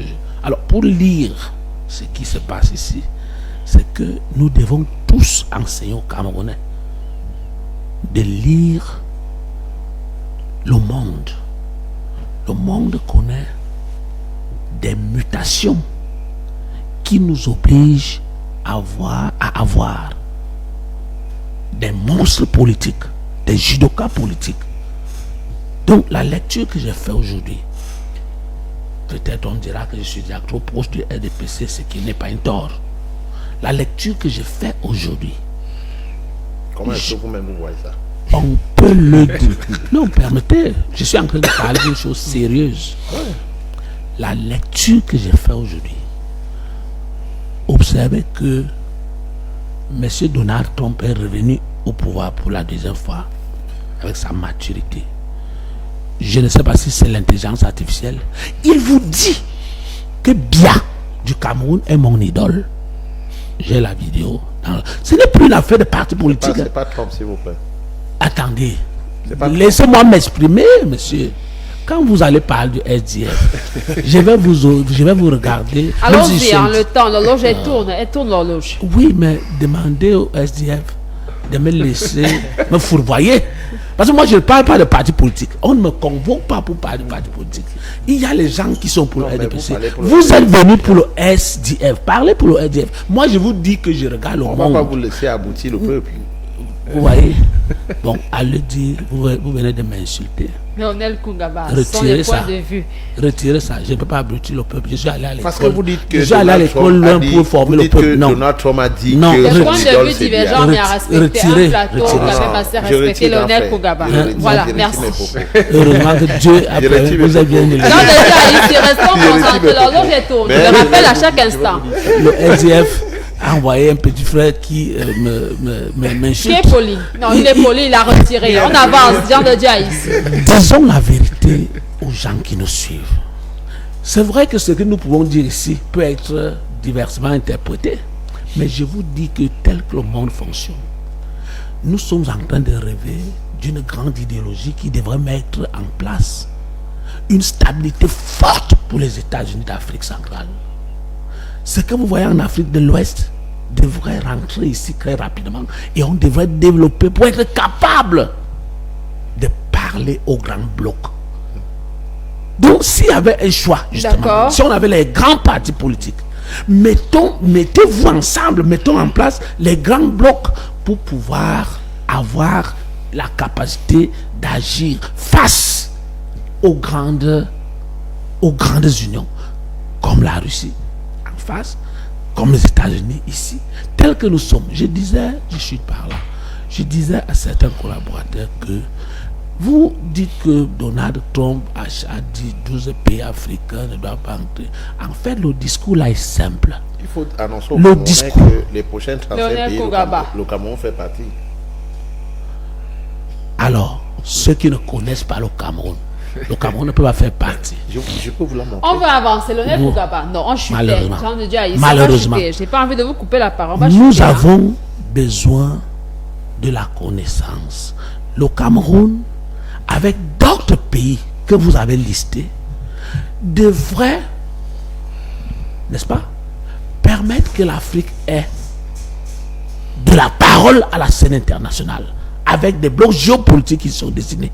Donc, cherchons une stabilité forte. D'accord. Cherchons, je n'ai pas encore dit officiellement que allons à l'élection, certes, mais gardez-vous la possibilité d'avoir des indicateurs de stabilité forte avec des monstres qu'on ne bouscule pas n'importe comment. Personne, quand je vais faire allusion à Donald Trump, personne ne prendra l'initiative de mettre le Cameroun sur quelconque liste. Personne dans le monde entier, il n'y a que les Camerounais eux-mêmes qui ne savent pas que l'élite politique camerounaise aujourd'hui est respectée. De nos jours avec l'enjeu électoral à venir. Bon, je suis un peu étonné par mon cher aîné, le directeur de publication, quand il parle de charisme, quand il parle d'offres. Je sais position sans position. Voilà. Position sans position. J'ai envie de lui rappeler que ce qu'on appelle opposition même, peut-être ça ne va pas dans son sens. L'opposition n'est pas un parti politique. Quand on parle d'opposition, ça ne fait pas référence à un parti politique. Si. Non. Je dis si, ça ne... j'acquiesce. Ok. Ce que je voulais dire, c'est quoi? Quand on parle de... Parce qu'il a parlé de charismatique, il a cité John Fundi. Qu'est-ce qui rend quelqu'un charismatique, en gros? C'est sa prestance, c'est sa capacité d'influencer, c'est sa connaissance ou ce sont ses moyens.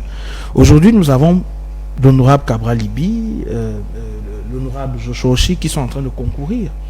Rien ne dit que demain ils ne vont faire une coalition pour des idées communes, parce que nous, dans le PCN, nous prenons une coalition d'idées avant une coalition de personnes. Aujourd'hui, quand on parle de scène politique, c'est exactement comme dans tous les pays où nous sommes dans une période préélectorale. Dans une période préélectorale, malheureusement, quand c'est le pouvoir qui détient les finances, vous aurez d'abord l'impression qu'il manque de finances dehors. C'est comme si tout est pensé. Vous aurez l'impression qu'à un moment, il y a des personnes qui distillent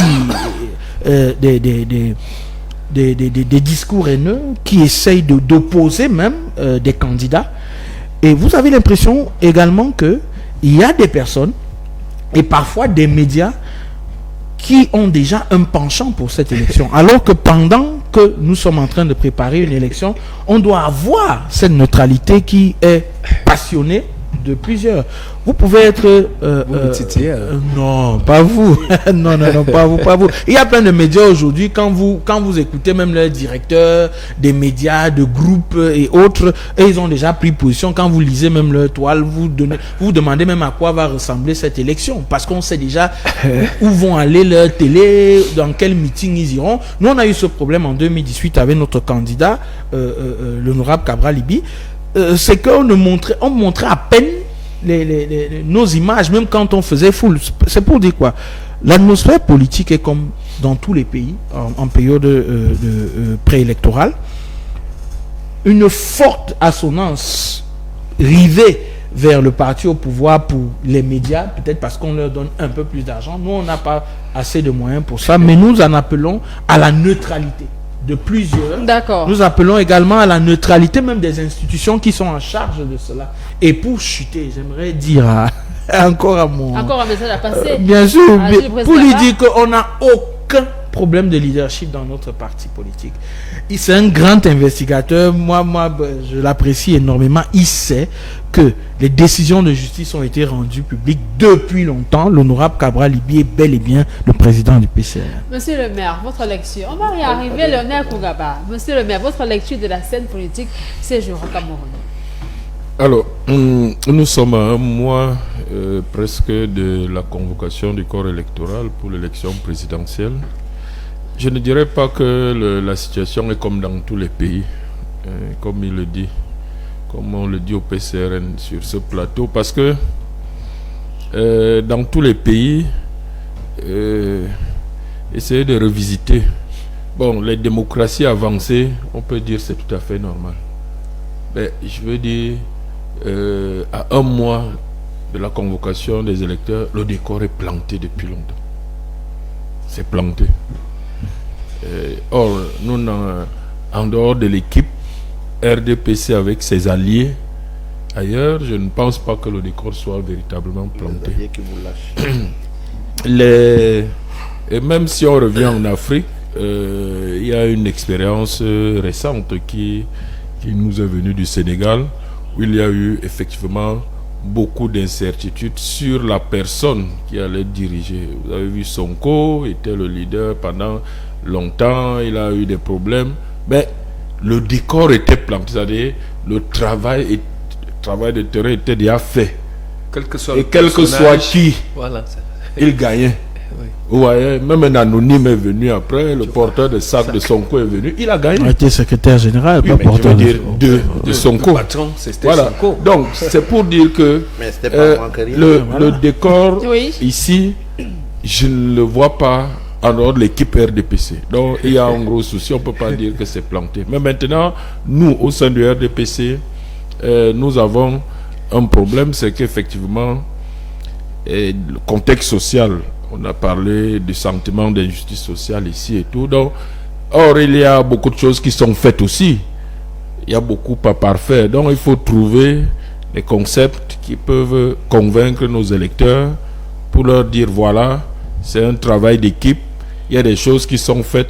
Il y a des quartiers aussi, ici à Yaoundé, où on investit 3 milliards pour faire une route, ouvrir, électrifier.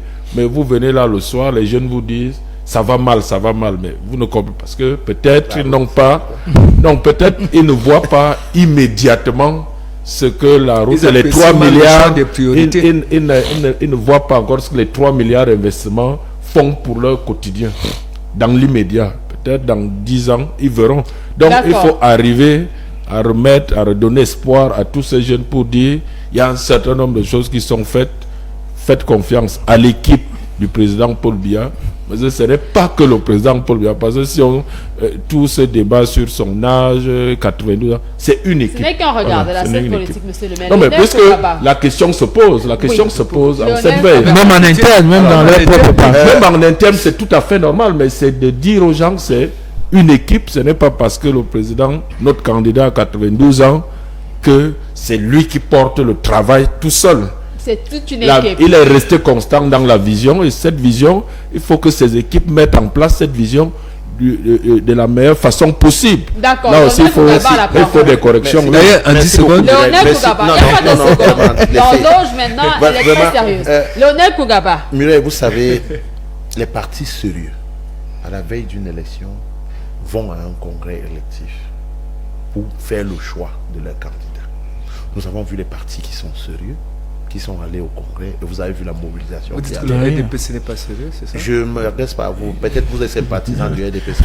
Si. Attendez, laissez... Je ne suis pas membre. Ah, ok, Oui. je comprends. C'est Je bien comprends dans votre il y a une position. différence. Non, je sais, je comprends votre position. En tant que journaliste, je comprends.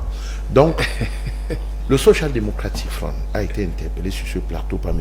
Ngaba. Et je voudrais dire à M. Ngaba que Joshua aussi, qui est président national du Social Democratic Front aujourd'hui, a été militant de base depuis des années et est arrivé au sommet. Et avant d'arriver au sommet, il a été vice-président du parti. Nous l'avons vu sur le terrain. Si aujourd'hui les militants l'ont fait confiance, c'est parce qu'on estime qu'il est celui le mieux qui peut porter l'idéologie du parti. C'est le charisme dont vous parlez. C'est selon votre définition. Beaucoup de Camerounais, je veux dire la majorité, je viens de faire une tournée nationale avec lui à l'occasion de l'anniversaire du parti, du 35e anniversaire du parti. Je dis, c'était émouvant de revoir le SDF renaître. Émouvant. Quand j'entends les gens dire, ce n'est que le RDPC qui est sur le terrain, c'est parce que vous avez peut-être tous les moyens d'État pour pouvoir divulguer des informations, communiquer sur ce que vous faites. La CATV est là pour vous, pour faire le tam-tam matin, midi, soir. Totalement. Le journal de votre sympathisant est là pour vous parce que vous avez les moyens pour le faire. Mais j'estime, ou je pense plusieurs autres. À un moment donné, il faut respecter ceux-là qui font le poids, qui font l'opposition. Vous avez parlé... Monsieur Kungaba, l'opposition ne se décrète pas. Le poids ne se décrète pas. Le poids, c'est visible. C'est visible. Il y a eu une élection présidentielle il y a 7 ans. Quelle était la position de votre candidat? Vous refusez parce que vous avez déjà une affiliée au thème de l'élection. Laurent, s'il vous plaît, Laurent n'a rien à y voir. Vous n'allez pas demander Laurent. Pourquoi vous ne demandez pas Laurent des autres candidats? Je vous dis, Laurent n'a rien à y voir.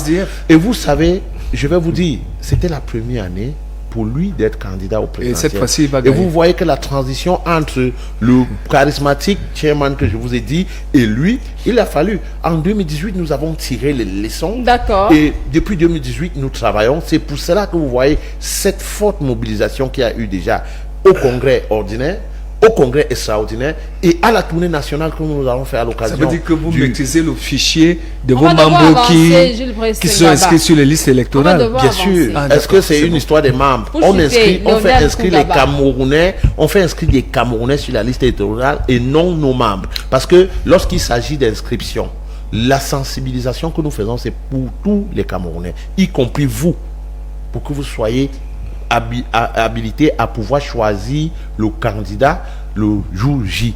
Pas comme en 2018 où nous avons vu 2,5 millions de Camerounais seulement choisir le président de la République. J'ai pas fini vraiment. Vous avez donné du temps aux gens. Laissez-moi parler. Oui, mais on m'a parlé. Donc c'est pour dire que on ne doit pas venir clochatiser l'opposition sur un plateau de télévision. Monsieur Ngaba, vraiment, je crois qu'un journaliste de votre rang doit être sérieux, doit se faire sérieux lorsqu'on est sur un plateau de débat. Quand vous dites que l'opposition est vide, vous ne voyez rien, mais c'est curieux. C'est le vécu. Je vous prends un cas d'un parti politique qui n'est pas sur le plateau. Le débat, il doit avancer, il n'est pas centré sur vos points de vue. Oui. Quand je prends, par exemple, le cas d'un parti politique emblématique, au sein duquel a certainement milité le président du RDPC aujourd'hui, l'UPC. Vraiment, je prends la position d'un citoyen là. Le regard citoyen. Hein? Et un parti mythique comme celui-là me présente 4 secrétaires généraux. Mais et chacun, vous savez que ce parti invoque la légitimité de sa position au sein de ce parti. Vous voulez qu'on prenne au sérieux? Comment? Est-ce que vous savez que ce parti, depuis des décennies, a été l'allié du RDPC? Pourquoi est-ce que vous les définissez 4 secrétaires généraux, un parti politique. Pourquoi est-ce que vous les définissez comme l'opposition, sachant que depuis des décennies, ils ont été l'allié du RDPC, votre allié? Pourquoi est-ce que vous les définissez comme l'opposition? C'est la même chose que vous allez faire avec le FSNC et l'UNDP de Belobouba. Vraiment de grâce. Messieurs, arrêtez cette distraction. L'opposition est en train de travailler et vous n'allez pas nous donner des leçons. Ce n'est pas à vous, les sympathisants du RDPC, à nous dire de nous coaliser ou que l'opposition se mette ensemble. Nous savons ce que nous avons à faire pour pouvoir déloger le régime de 42 ans. C'est ce que je dis. Seul, on va plus vite. Ensemble, on va plus. Vous ne pouvez pas nous aider dans ce sens. Vous ne pouvez pas nous aider dans ce sens. Je dis seul, on va plus vite. Vous ne pouvez pas, monsieur Ngaba, vous ne pouvez pas. Vous ne pouvez pas nous aider dans ce sens. Je ne dis pas, tu es venu me distraire sur le plateau. Permettez, cher monsieur. Parlant toujours politique, on va essayer de s'intéresser à ces différentes propagandes des partis dits d'opposition. Voilà, on parle de liberté, de libertinage. Qu'est-ce qu'on fait lorsqu'on aimerait bien briguer un mandat, prétendre y arriver, porter une candidature? Qu'est-ce qu'on fait? Est-ce qu'on ne doit pas respecter les institutions? Est-ce que tous les moyens sont bons en politique? Jean de Dieu ici. Vous comprenez que dans la distraction des partis multiples, je peux facilement m'égarer et réitérer ma petite idéologie des normes On ne peut pas parler comme Jean-Paul Sartre. D'ailleurs, c'était une caricature. Quand vous lisez les mains sales de M. Jean-Paul Sartre, ce que dit Oeder et ce que nous on combat, c'est-à-dire tous les moyens sont bons pourvu qu'ils soient efficaces, c'est du désordre, c'est l'immoralité. C'est-à-dire que, en fait, il s'agissait de quoi? Jean-Paul Sartre prend un acteur qui est Hugo Barine, qui représente ce que nous sommes, nous autres, pour la lumière des politiciens et tout ça, comme on est en train de blaguer là. Hugo Barine montre la lumière de Sartre. Oeder, donc, qui veut vous dire que tous les moyens sont bons, il dit, pourquoi viens-tu parmi nous, mon petit gars? Si tu as peur de te salir les mains, moi, j'ai les mains sales jusqu'au coude, je les ai plongées dans la merde et dans le sang. Ce n'est pas ça l'idéal, c'est pas ça l'idéologie, ce n'est pas ça la norme. La politique, c'est la gestion rationnelle des hommes et des biens de la cité. Ça signifie que si vous apparaissez pour dire que tous les moyens sont bons, on pose les jalons pour imaginer une quelconque déstabilisation de ce pays. Vous essayez d'apporter une agitation, les prébendes, l'immoralité. Non, vous serez disqualifié. Vous serez disqualifié. Bon, alors, nous proposons plutôt qu'il y ait de bons managers politiques dans tous les multiples partis politiques que vous avez acceptés et créés. Qu'il n'y ait pas le discours des mains sales politiques dans notre pays. C'est pour ça que les discours, vous avez commencé, c'est le même discours, enfin en vérité, vous avez choisi un seul thème. Les discours désagréables que vous voyez sur la place internet, les discours d'immoralité, parce que le Cameroun exporte ces derniers temps la véritable bassesse. Vous êtes en France, vous faites des agitations, etc. Ce n'est pas la civilisation. Donc la politique que vous devez enseigner à nos enfants, ça ne devrait pas être la politique de la bagarre à Paris, de tuer ceux qui dirigent, parce que non, allez avec les outils. Quand vous allez au tatami, vous allez bagarrer. On ne tape pas en dessous de la ceinture. Donc, dites ceux qui sont engagés qui ne nous produisent pas des scènes ubuesques. Parce que ce qui est fait, d'abord reconnaître ce qui est fait aujourd'hui. Il y a une certaine liberté d'expression, que ça ne devienne pas libertinage d'expression. Il y a des institutions qui prennent de l'envergure, on doit les respecter. Même si vous voulez dire que c'est vous qui méritez le pouvoir central, ne nous offrez pas, n'offrez pas à nos enfants les discours d'insécurité, les intentions de déstabilisation, les allures de tout va se gâter en 2035. Non, laissez-nous tranquilles, nous qui n'avons pas choisi d'être comme vous. Parce que nous autres, nous n'avons pas choisi d'arracher le pouvoir à Bia. Et on est également libre de dire que non, il faut que Bia demeure même là pour que tout au moins les acquis, c'est lesquels je parle librement. Mais les gens qui font politique peuvent s'offusquer à ce que je prenne parole avec autorité et que je dise que si ça ne dépendait que de moi, voici l'itinéraire où nous devons aller. En ce qui me concerne, je ne manipule personne. Je dis à mes enfants à la maison, mes enfants biologiques et mes enfants spirituels, que j'encadre, que j'enseigne, qu'en réalité, lorsque je regarde, donc, moi je ne parle pas comme un gaba, mais je risque de parler un peu comme lui. C'est-à-dire que lorsque vous voyez le paysage, non, ça devrait se vivre. Ça devrait se vivre, mon petit. Pourquoi tu t'acharnes contre Non, je ne me suis pas acharné. Mais j'affirme juste ce que vous dites. Moi, je porte mes lunettes, lui veut voir la couleur. Allons-y pour chuter. Je chute en disant que allez conquérir le pouvoir d'étudier en 2035, dans quelques mois. Mais respectez les acquis. Parce que ces acquis-là nous appartiennent tous. Le domaine sécuritaire. La sécurité, parce que quand je sors d'ici, vous ne pouvez pas m'agresser parce qu'il y a quand même déjà des acquis institutionnels qui me protègent. Vous ne déstabilisez pas le pays, parce que le même pays que vous voulez digérer là, c'est le pays de mes enfants et mon pays. Donc, respect des institutions, respect même du discours que vous prononcez. Et je ne suis même pas obligé de vous conseiller. Prononcez les discours immoraux, les discours d'agitation, vous serez disqualifié. D'accord. Et c'est pour ça que les autres passent. Les autres passent parce qu'ils vous regardent avec réserve. ils portent la toge d'attitude comportementale des vrais politiciens. Mais dès que vous entrez dans la scène politique avec des agitations, avec des promesses de déstabilisation, le Cameroun va finir en 2045, etc. Vous êtes disqualifié à nos yeux. Et on devient 2025. Et nous sommes obligés de devenir sympathisants quelque part. C'est vous qui nous envoyez à devenir sympathisants. D'accord, ici on va avancer. Vous avez vu que j'ai attendu que mon aîné, Jean de Dieu ici, chute véritablement pour que je prenne la parole. Ça, c'est l'une des choses qui manque à certains de nos politiciens. Allons-y, droit au but. Lorsque je le dis, je reviens sur quelque chose qu'il a évoqué tantôt. Je ne sais pas pourquoi il a eu de la pudeur pour éviter de prononcer certains leaders politiques, de les citer et de prononcer des actes qu'ils posent à l'encontre de la société actuelle. Vous voyez, le leader du MRC, et c'est pour cela que vous allez comprendre pourquoi j'ai dit que certains politiciens sont malhonnêtes, très malhonnêtes. En 2020, c'est connu de tous, ce monsieur a dit en Mondovision qu'il n'envoie pas ses partisans aller concourir, aller prendre des postes au niveau des municipalités, et au niveau des législatives et autres. Et qu'il était conscient de ce que, en posant cet acte en 2025, il ne serait pas candidat parce qu'il avait posé un préalable. La révision du corps, je crois, du code électoral. 2025, sauf si vous avez cette dernière actualité, le code électoral n'a pas été révisé. On agite l'opinion, c'est-à-dire on fait passer les jérémiades d'indisqualifiés. Ce sont les jérémiades indisqualifiés. J'ai titré d'ailleurs comme ça un jour.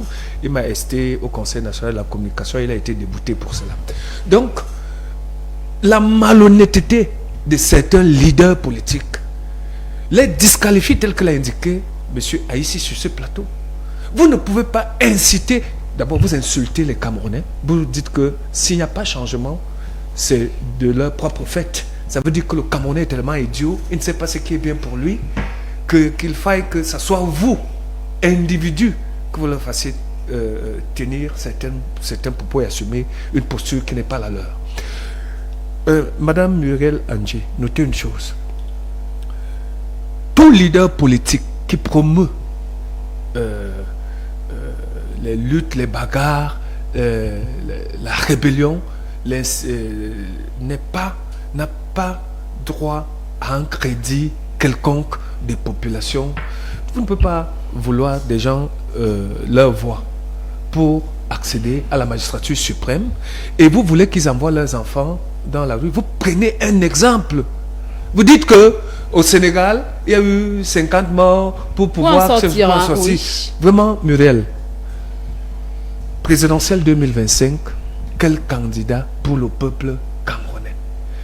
Je sais qu'au mois d'octobre, les Camerounais vont élire le plus illustre parmi eux pour accéder à la magistrature suprême. Ça pourra être celui qui est là, qui occupe, ça pourra être l'occupant des lieux, ça pourra être Joshua aussi ou Cabral Libi, je ne sais pas, ça dépend des Camerounais, je n'ai pas le droit de décider. Ce sont les Camerounais, là, peuple souverain, qui vont décider de qui va diriger le pays dans les 7 prochaines années. Mais que la compétition soit saine et que les uns et les autres respectent les institutions de la République. Monsieur le Président MSC, trouvez-vous un autre parti politique qui puisse vous investir, ou alors venez avec les 300 signatures qui sont requises, vous serez candidat. Mais ne faites pas, n'amenez pas le peuple à descendre au niveau de la rue, parce que si vous le faites, vous n'êtes pas sérieux. Vous allez diriger qui lorsqu'on se serait entretué? Il y a un musicien ivoirien que j'aime beaucoup, Soumbil, qui dit la République des présidents. Et il dit, pour illustrer cette image, il dit, ils ont décidé de faire de nous des chairs à canon. Celui-là, il décide de faire des Camerounais des chairs à canon. Il va donc diriger qui par la suite? On vous aura compris. Très une bien. Seule question pour en sortir, une seule question à monsieur le maire, à Lionel Koungaba et à Aristide Ekor. On parle de la présidentielle 2025. Finalement, quel est l'enjeu? Un enjeu de transition ou un enjeu du meilleur programme politique présenté aux citoyens? Monsieur le maire. C'est forcément un enjeu d'un programme, parce que c'est la rencontre d'un homme et du peuple qui exprimera sa souveraineté. Il faut une vision que le peuple comprend et que le peuple adhère. Et donc, il y a plusieurs visions, mais il y aura une vision qui emportera la majorité des voix. Dans un monde quand même qui est assez tumultueux, parce que c'est bien la République des présidents, mais la fonction présidentielle est très sérieuse. On voit le paysage, il y a une guerre qui camoufle derrière une autre, et ainsi de suite, ce qui aura des conséquences importantes, économiques, qui vont... ce qui se passe entre Israël et l'Iran, ce qui se passe en Ukraine, on a eu des conséquences. Voilà une deuxième un conflit ouvert qui va avoir des conséquences. Et donc, le président Paul Biya a l'avantage d'avoir mis à un niveau de crédibilité, a mis l'État camerounais à un certain niveau de crédibilité. Donc diriger l'appareil d'État pour l'intérêt des Camerounais, c'est quelque chose de noble, mais de très très sérieux. Je pense que il faut, et nous tous Camerounais, en être conscients, et je pense que c'est le plus important pour qu'on ait le 25 octobre quelqu'un qui puisse garantir que l'État camerounais sera toujours respecté et sera respectable partout dans le monde pour l'intérêt des Camerounais. Le mot sérieux ne commence pas avec M. Biya. Avant lui, il y a eu M. Ahidjo, qui est devenu président à 36 ans. Et le Cameroun s'est porté bien. Pour ceux qui ont vécu à cette période-là, c'est vrai qu'il y avait des manquements, mais il y a eu des choses qui ont été faites. Ça veut dire qu'après M. Biya, il pourrait avoir encore quelqu'un de sérieux. Aujourd'hui, le Parti camerounais pour la réconciliation nationale, conduit par son président l'honorable Cabral Libi, a présenté une offre sérieuse aux Camerounais, qui est le livre Ce que j'ai vu. Dans ce livre, on vous présente également ce qu'on attend d'un Cameroun nouveau. Aujourd'hui, nous ne pouvons, c'est un secret pour personne, nous sommes à l'ère de, de la possibilité d'entrer dans une autre phase de notre vie, non seulement économique, sociale et autres. Le Cameroun a besoin d'un vent. Un enjeu de transition pour vous? Non, pas vraiment. La transition, elle est normale quand on parle d'une élection. Mais ici, au Cameroun, nous parlons d'une alternative meilleure. Une alternative meilleure, ça fait quand même 42 ans. Le président Paul Biya a beaucoup fait, il a beaucoup donné. On ne va pas dire qu'il n'a fait que de mauvaises choses. Il en a fait plusieurs qui sont bonnes. La preuve, si nous parlons comme ça, c'est l'une des choses. Et c'est pour ça que je me dis souvent, avant que je ne chute, que ceux qui détestent même ce monsieur-là, ce sont les gens de son propre parti. Pourquoi? Parce qu'ils ne mettent pas en avant ce qu'il a fait de bien. Ils essayent seulement de détruire ce qu'il a. Et l'une des choses qu'il a fait de bien, c'est nous permettre de parler sans que nous nous sortons là à tout moment. Et je vais donc dire que le PCN, par l'honorable Cabral Libi, se sent prêt pour diriger ce pays parce qu'il l'a prouvé. Léonel en 7 ans, il est passé par toutes les élections et il a prouvé qu'il peut le faire. Léonel Kungaba. Alors, je voudrais rappeler aux téléspectateurs ici que le Social Democratic Front est bel et bien préparé à cette élection d'octobre 2025 et qu'on a un programme qui est intitulé Sauver le Cameroun. Ce programme a été présenté officiellement à la presse et à l'opinion nationale et internationale. Ce programme est très bien détaillé. Nous disons aux Camerounais ce que nous allons faire en détail. Nous prenons l'exemple sur la guerre qui sévit dans le nord-ouest et le sud-ouest. Nous, on dit dans notre programme pouvoir arrêter les violences dans le nord-ouest et le sud-ouest en 100 jours dès la prise du pouvoir. On n'a pas dit qu'on arrête la guerre, on dit arrêter les violences. Et vous savez que si les violences sont arrêtées, ça veut dire que la guerre va s'arrêter. Soyons francs, une guerre ne s'arrête pas en 100 jours. Il faut bien que ce soit ça. Et puis, il y a la guerre. On va pouvoir prendre la deuxième thématique quand même. Poser quelques mots là-dessus.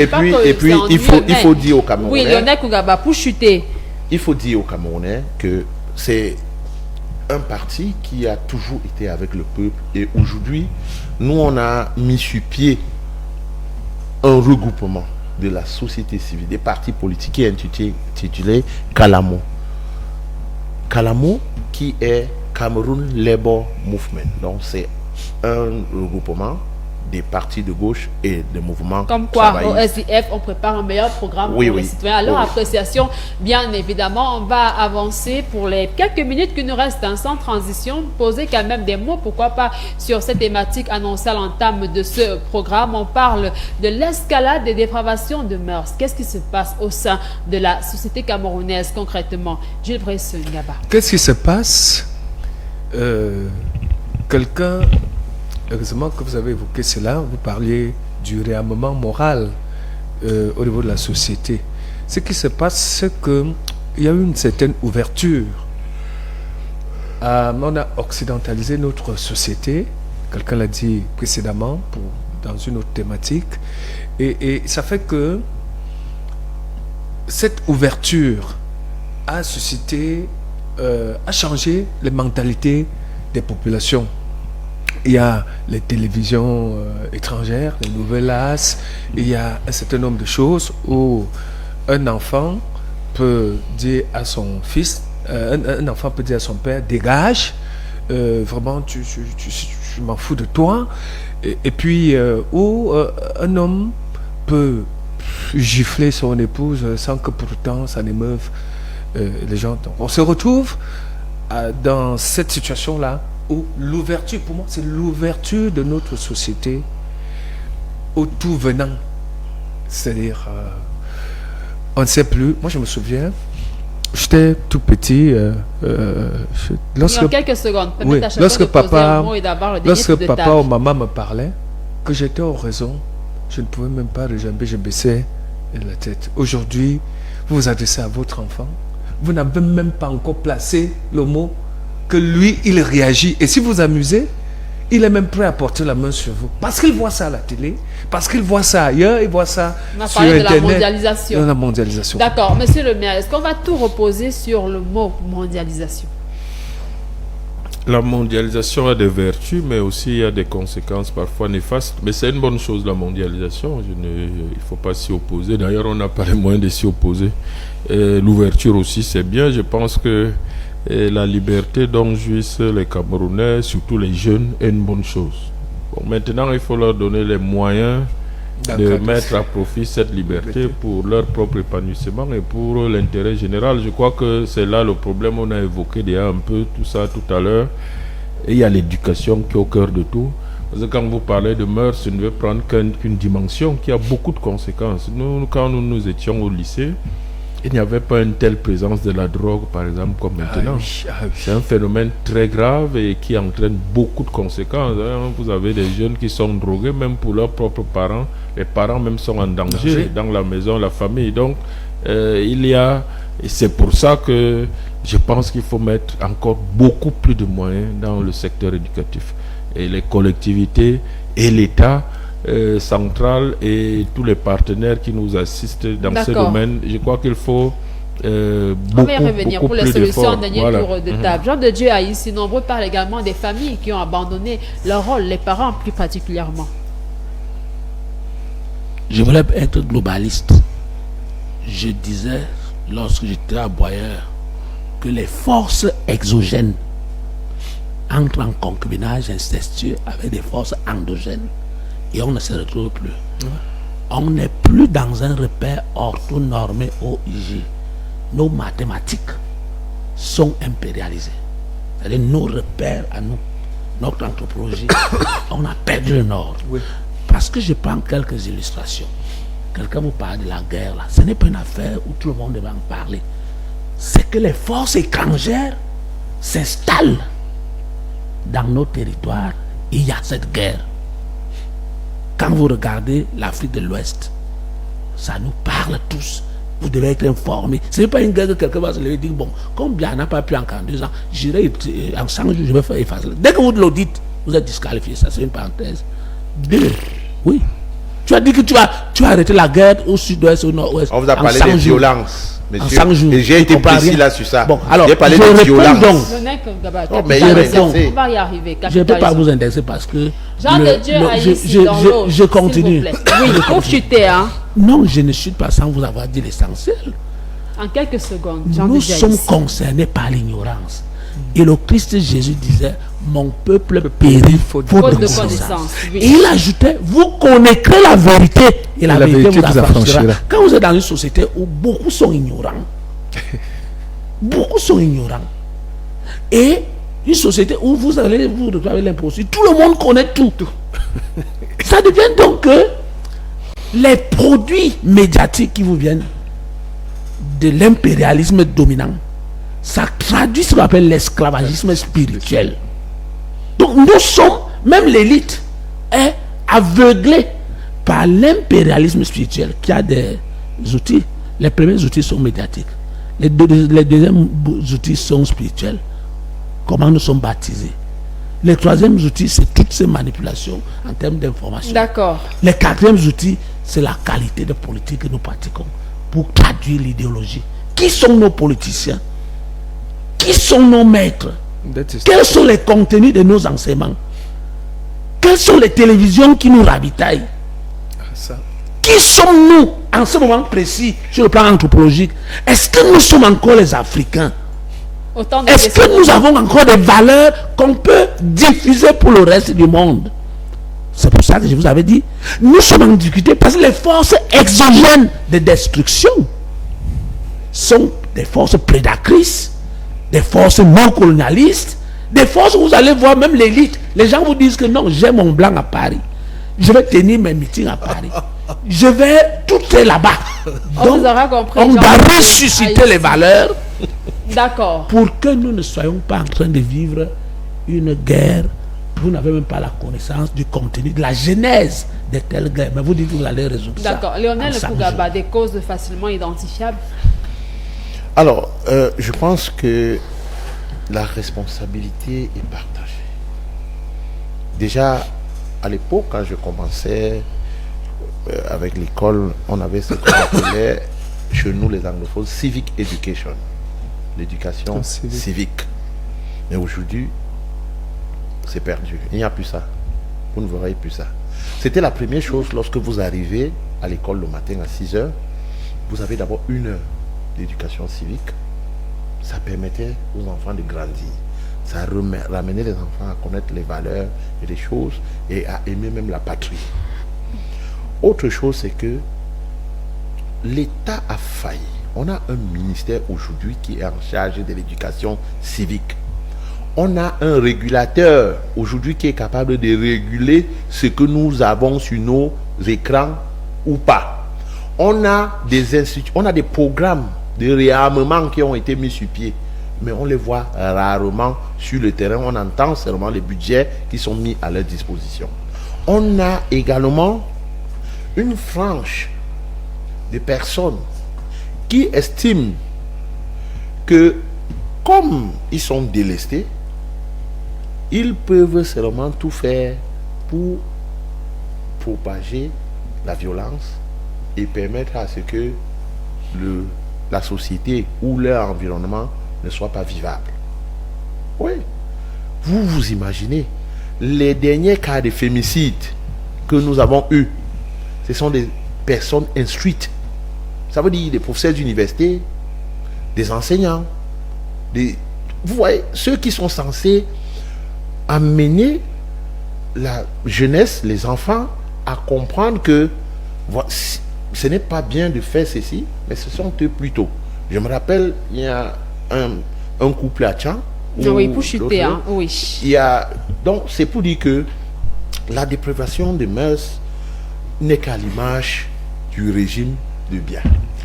Aristide Eko, votre regard, votre lecture.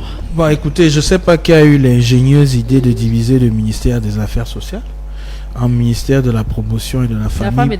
De la famille. Bon, je ne sais pas trop à quoi sert le ministère de la promotion de la famille.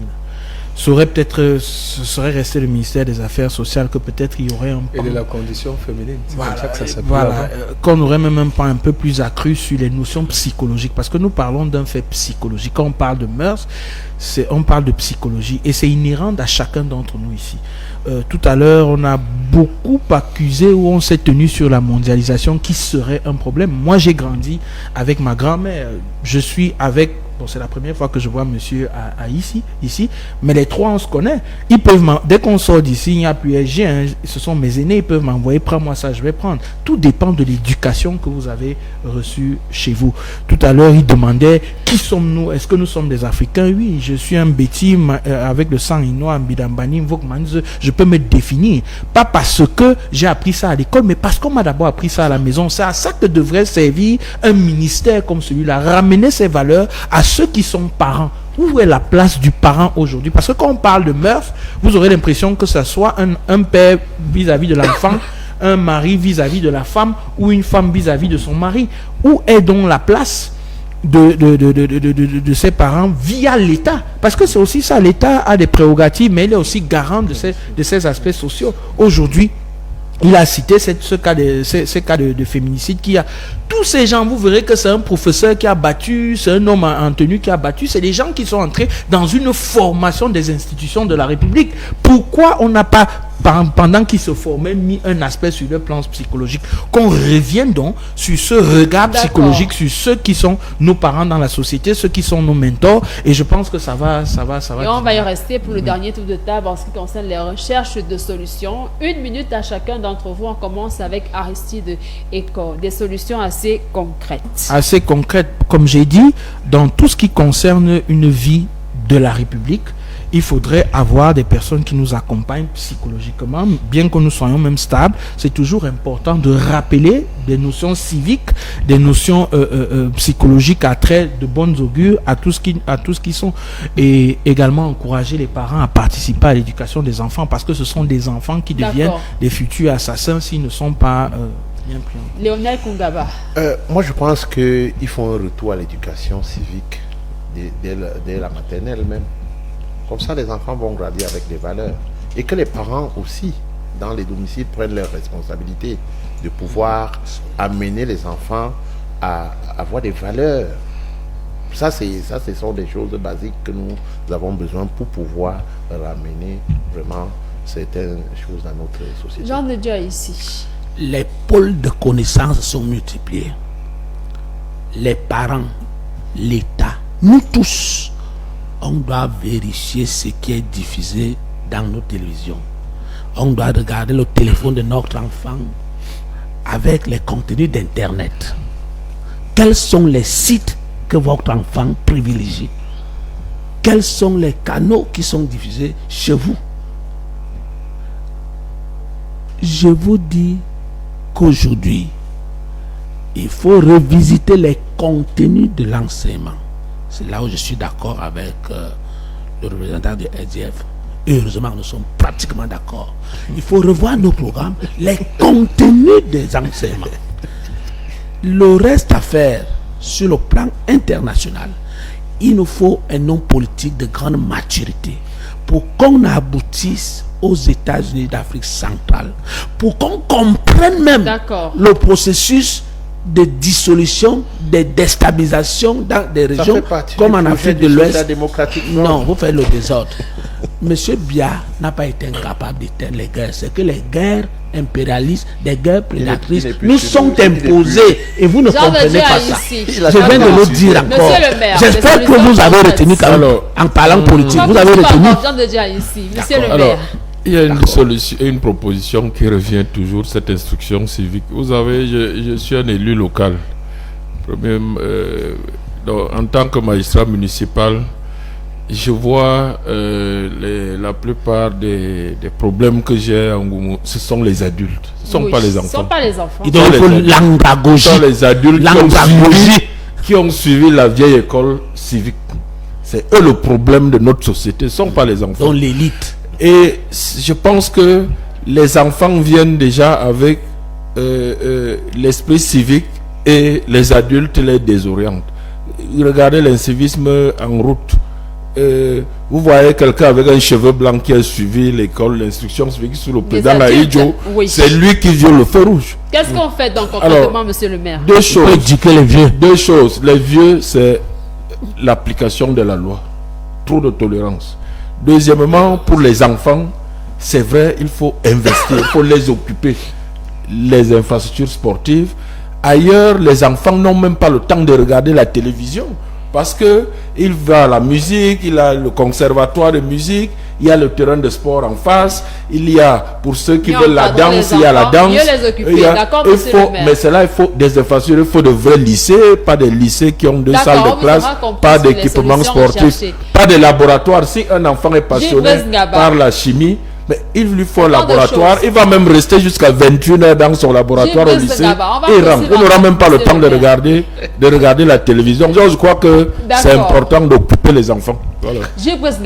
Bien, j'ai cédé mon temps de parole à M. le maire. Il a tout dit. D'accord, merci à vous. Il d'avoir répondu sa coalition sur le travail. C'est pas la coalition. Aristide Eko, Lionel Kougaba, monsieur le maire Jean-Baptiste Angouna. Merci à vous, très cher René. Merci également à vous, très chers fidèles téléspectateurs, d'avoir répondu présent à ce grand débat. Vous êtes sur Cam10 Télévision, c'est la Républicaine. Restez républicains et que vive la République.